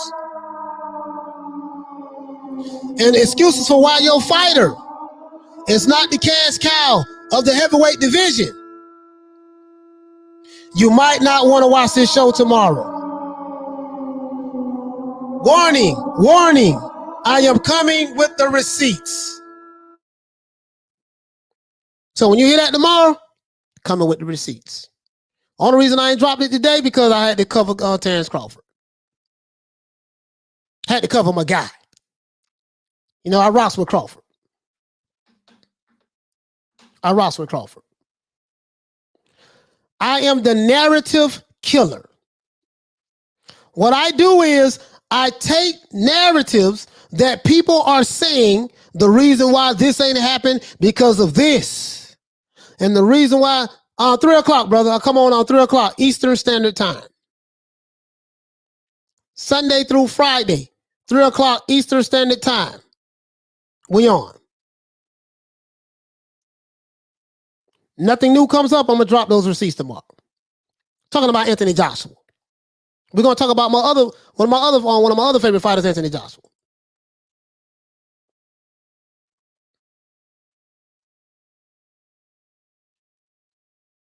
Talking about my other favorite fighter, Anthony Joshua. We're going to drop the receipts. And we're going to do a comparison. It's really not a comparison, to be honest with you. I'm going to be honest with you. It's not a comparison at all. There is nothing to compare, really. There's really going to be nothing to argue with, really. But I get it. When you are emotionally invested in a fighter, you have a tendency to ignore the facts.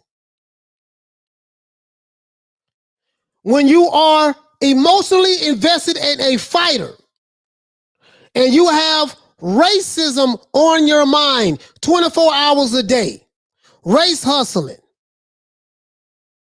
We got to fight the man. We got to fight the man. Racism. There you go. You know, a guy who's worth $40 million.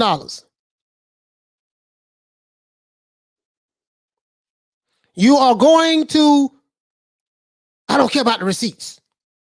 It doesn't fit my narrative, so I'm going to get rid of it. I don't care. You're going to hear a lot of deflecting tomorrow. You're going to hear them talk about things that have nothing to do with the subject matter. I like to stay on the subject. You will hear circular logic that you might see in the chat.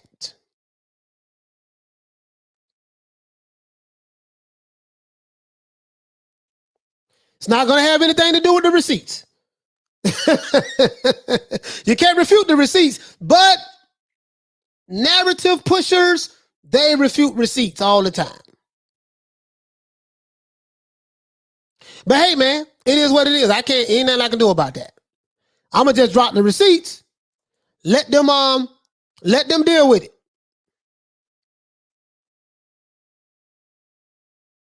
Oh, shout out to Ava. Paul, what's going on, fam? Shout out to Ava. Let's give Ava a round of applause.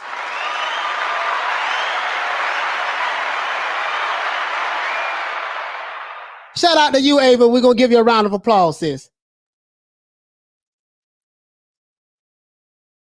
Yeah, man, we're just going to drop the receipts, man. And because when you tell me your guy is the cash cow and he's the face of boxing and he's doing this and he's doing that and the numbers don't reflect, and then you tell me, well, the reason why the numbers ain't reflecting is because racism and white supremacy. And see what it is, see what what had happened was, see what it is, see what it is, see 400 years, and yada yada, see what it is. You know, yeah, when I'm hearing all that shit, Woody Woodpecker shit, and that Porky Pig shit, nah. But that's what you're going to hear because they have been consistent at saying that same shit. And then when that fails, you're going to hear me being called the coon. You're going to hear me being called Uncle Tom. You're going to hear me being called the sellout. You're a disgrace to your race. You're going to hear all that shit. I'm ready for it. I'm built for this. I am built for this. Trust me. My skin is so thick and my feelings do not hurt easy at all. It don't. I'm built for this shit. Somebody got to do it. Why not me? You see what I'm saying? So it is what it is. And I'm standing on my own too. You know, I ain't asking for no allies or nothing like that because I don't want nobody to get targeted. I want all the shots, all the bows and arrows. I want it all because I can handle it. Too much is given, much is required. Too much is given, much is required. That's one.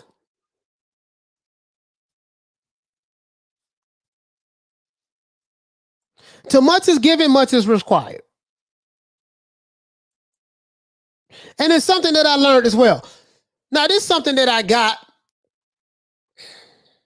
when they make a seesaw, right? They put pressure. The seesaw is wood. It's a board. They put pressure on the board.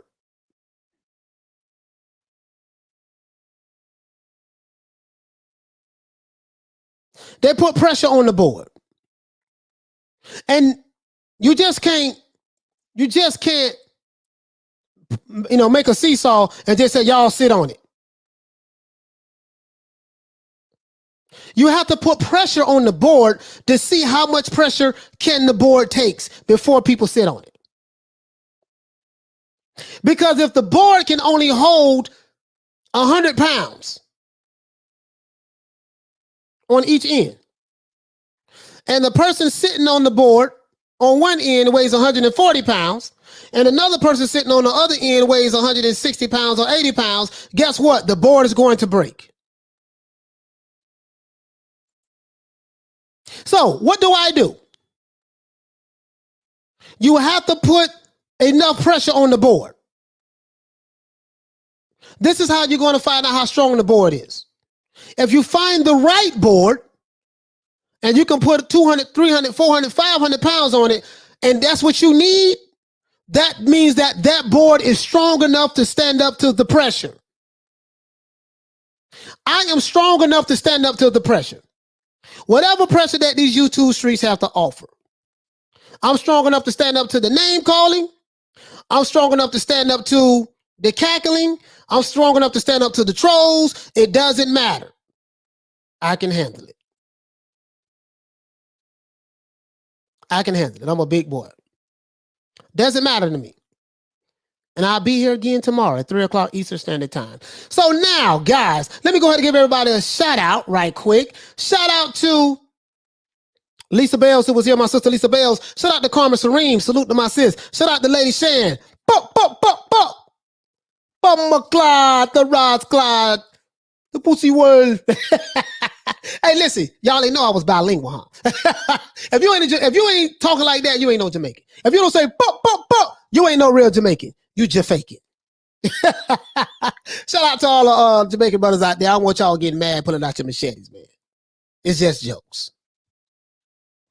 But anyways, shout out to Demetha Otter. Shout out to Joe Strummer. Shout out to Paul Evans. Shout out to Graham Taylor. Shout out to Johnny Blaze. Shout out to my brother Halim in the building. Shout out to Jabril Bay. Shout out to Third Coast Royalty. Shout out to Peter Von Arts. Shout out to Paul Evans. Shout out to Charlo. Shout out to Third Coast Royalty. Shout out to Richard Hill. Shout out to Legal Tender. Shout out to Graham Taylor. Shout out to Double A Sagittarius. Shout out to Tommy Hill. Shout out to Bon Scott. Shout out to Javis Bickle. Shout out to Paul Evans. Shout out to Wizard Sleeve. Shout out to my co-host Shelton Moore. Hit the Ali Bell for Shelton Moore. Shout out to Paul Evans once again. Shout out to Graham Taylor. Shout out to Jabril Bay in the building. Shout out to Tony Boswell. Shout out to Maestro A Boxing. Please subscribe to his YouTube channel. Shout out to It's Cold in the Winter. Shout out to Dragon Leg. What up? Shout out to Self. Shout out to Jeff Lucietta. Shout out to Joe Strummer. What's going on, fam? Shout out to who else we have? Oh, shout out to the trolls who came earlier today, too. I appreciate you. Coming over here looking at your old boy. Go report back to the Alphabet Boy community. Tell them I said what's up. Tell them I said I'm taking all bets on Crawford and Errol Spence. Crawford and Shawn Porter. Let them know I said that. Whoever. Doesn't matter. Whoever the content creator is, doesn't matter. And I mean that. Dead ass. As some dudes in New York say, dead ass. I'm dead ass serious. Shout out to A Reds. Shout out to shout out to Punch Drunk Boxing too. Shout out to Punch Drunk Boxing. Please subscribe to Punch, man. Punch funny as hell. Mr. Moonshine himself. Shout out to Mr. Moonshine. Hey, who else we got? Damn. Oh, shout out to My brother Troy Graham. Shout out to Major Key Boxing. Please subscribe to Major Key Boxing YouTube channel. And shout out to Mark Nash. Oh, shout out to DJ. Shout out to DJ as well. Shout out to Always Juicy. Shout out to Dr. Hook. And I think that's it. Oh, shout out to 111 Truth. What's going on, fam? Shout out to Diallo Huggy, my brother that was here earlier. Shout out to George Ickles.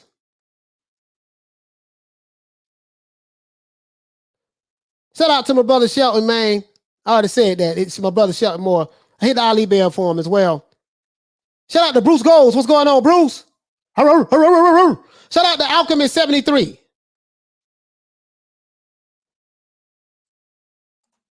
Shout out to BG.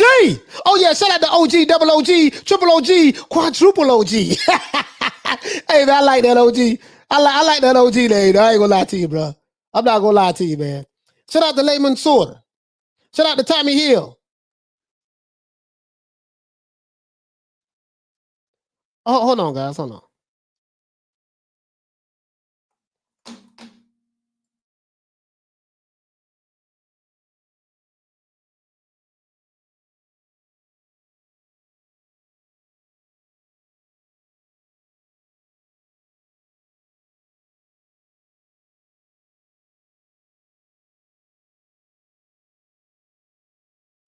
Yeah, sorry about that, guys. Shout out to Haymon Bob Arum. Shout out to Jabril Bay. Shout out to OG, double OG, triple OG. Paul Evans. Shout out to you, Paul, as well, and your niece.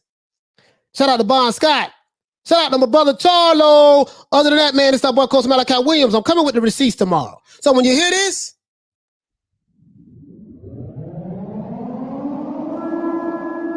warning, warning, warning. I have the receipts. I have the receipts. If you are a beta male, you might not want to watch this show tomorrow.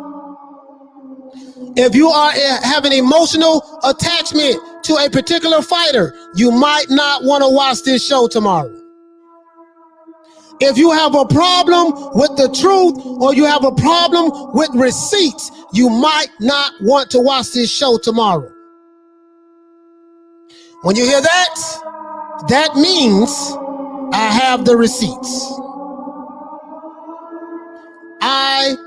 If nothing new comes up, because I have everything up right now.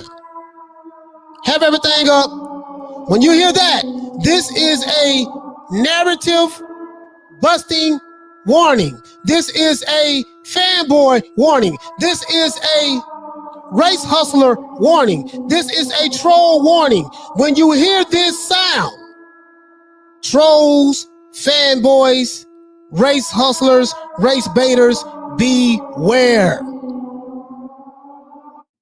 That's what it's going to be. Other than that, man, it's our boy Coach Malachi Williams, represent for New Media Today USA Boxing, signing out once again, guys. Peace. Man, I'm out of here, bro. Let's go.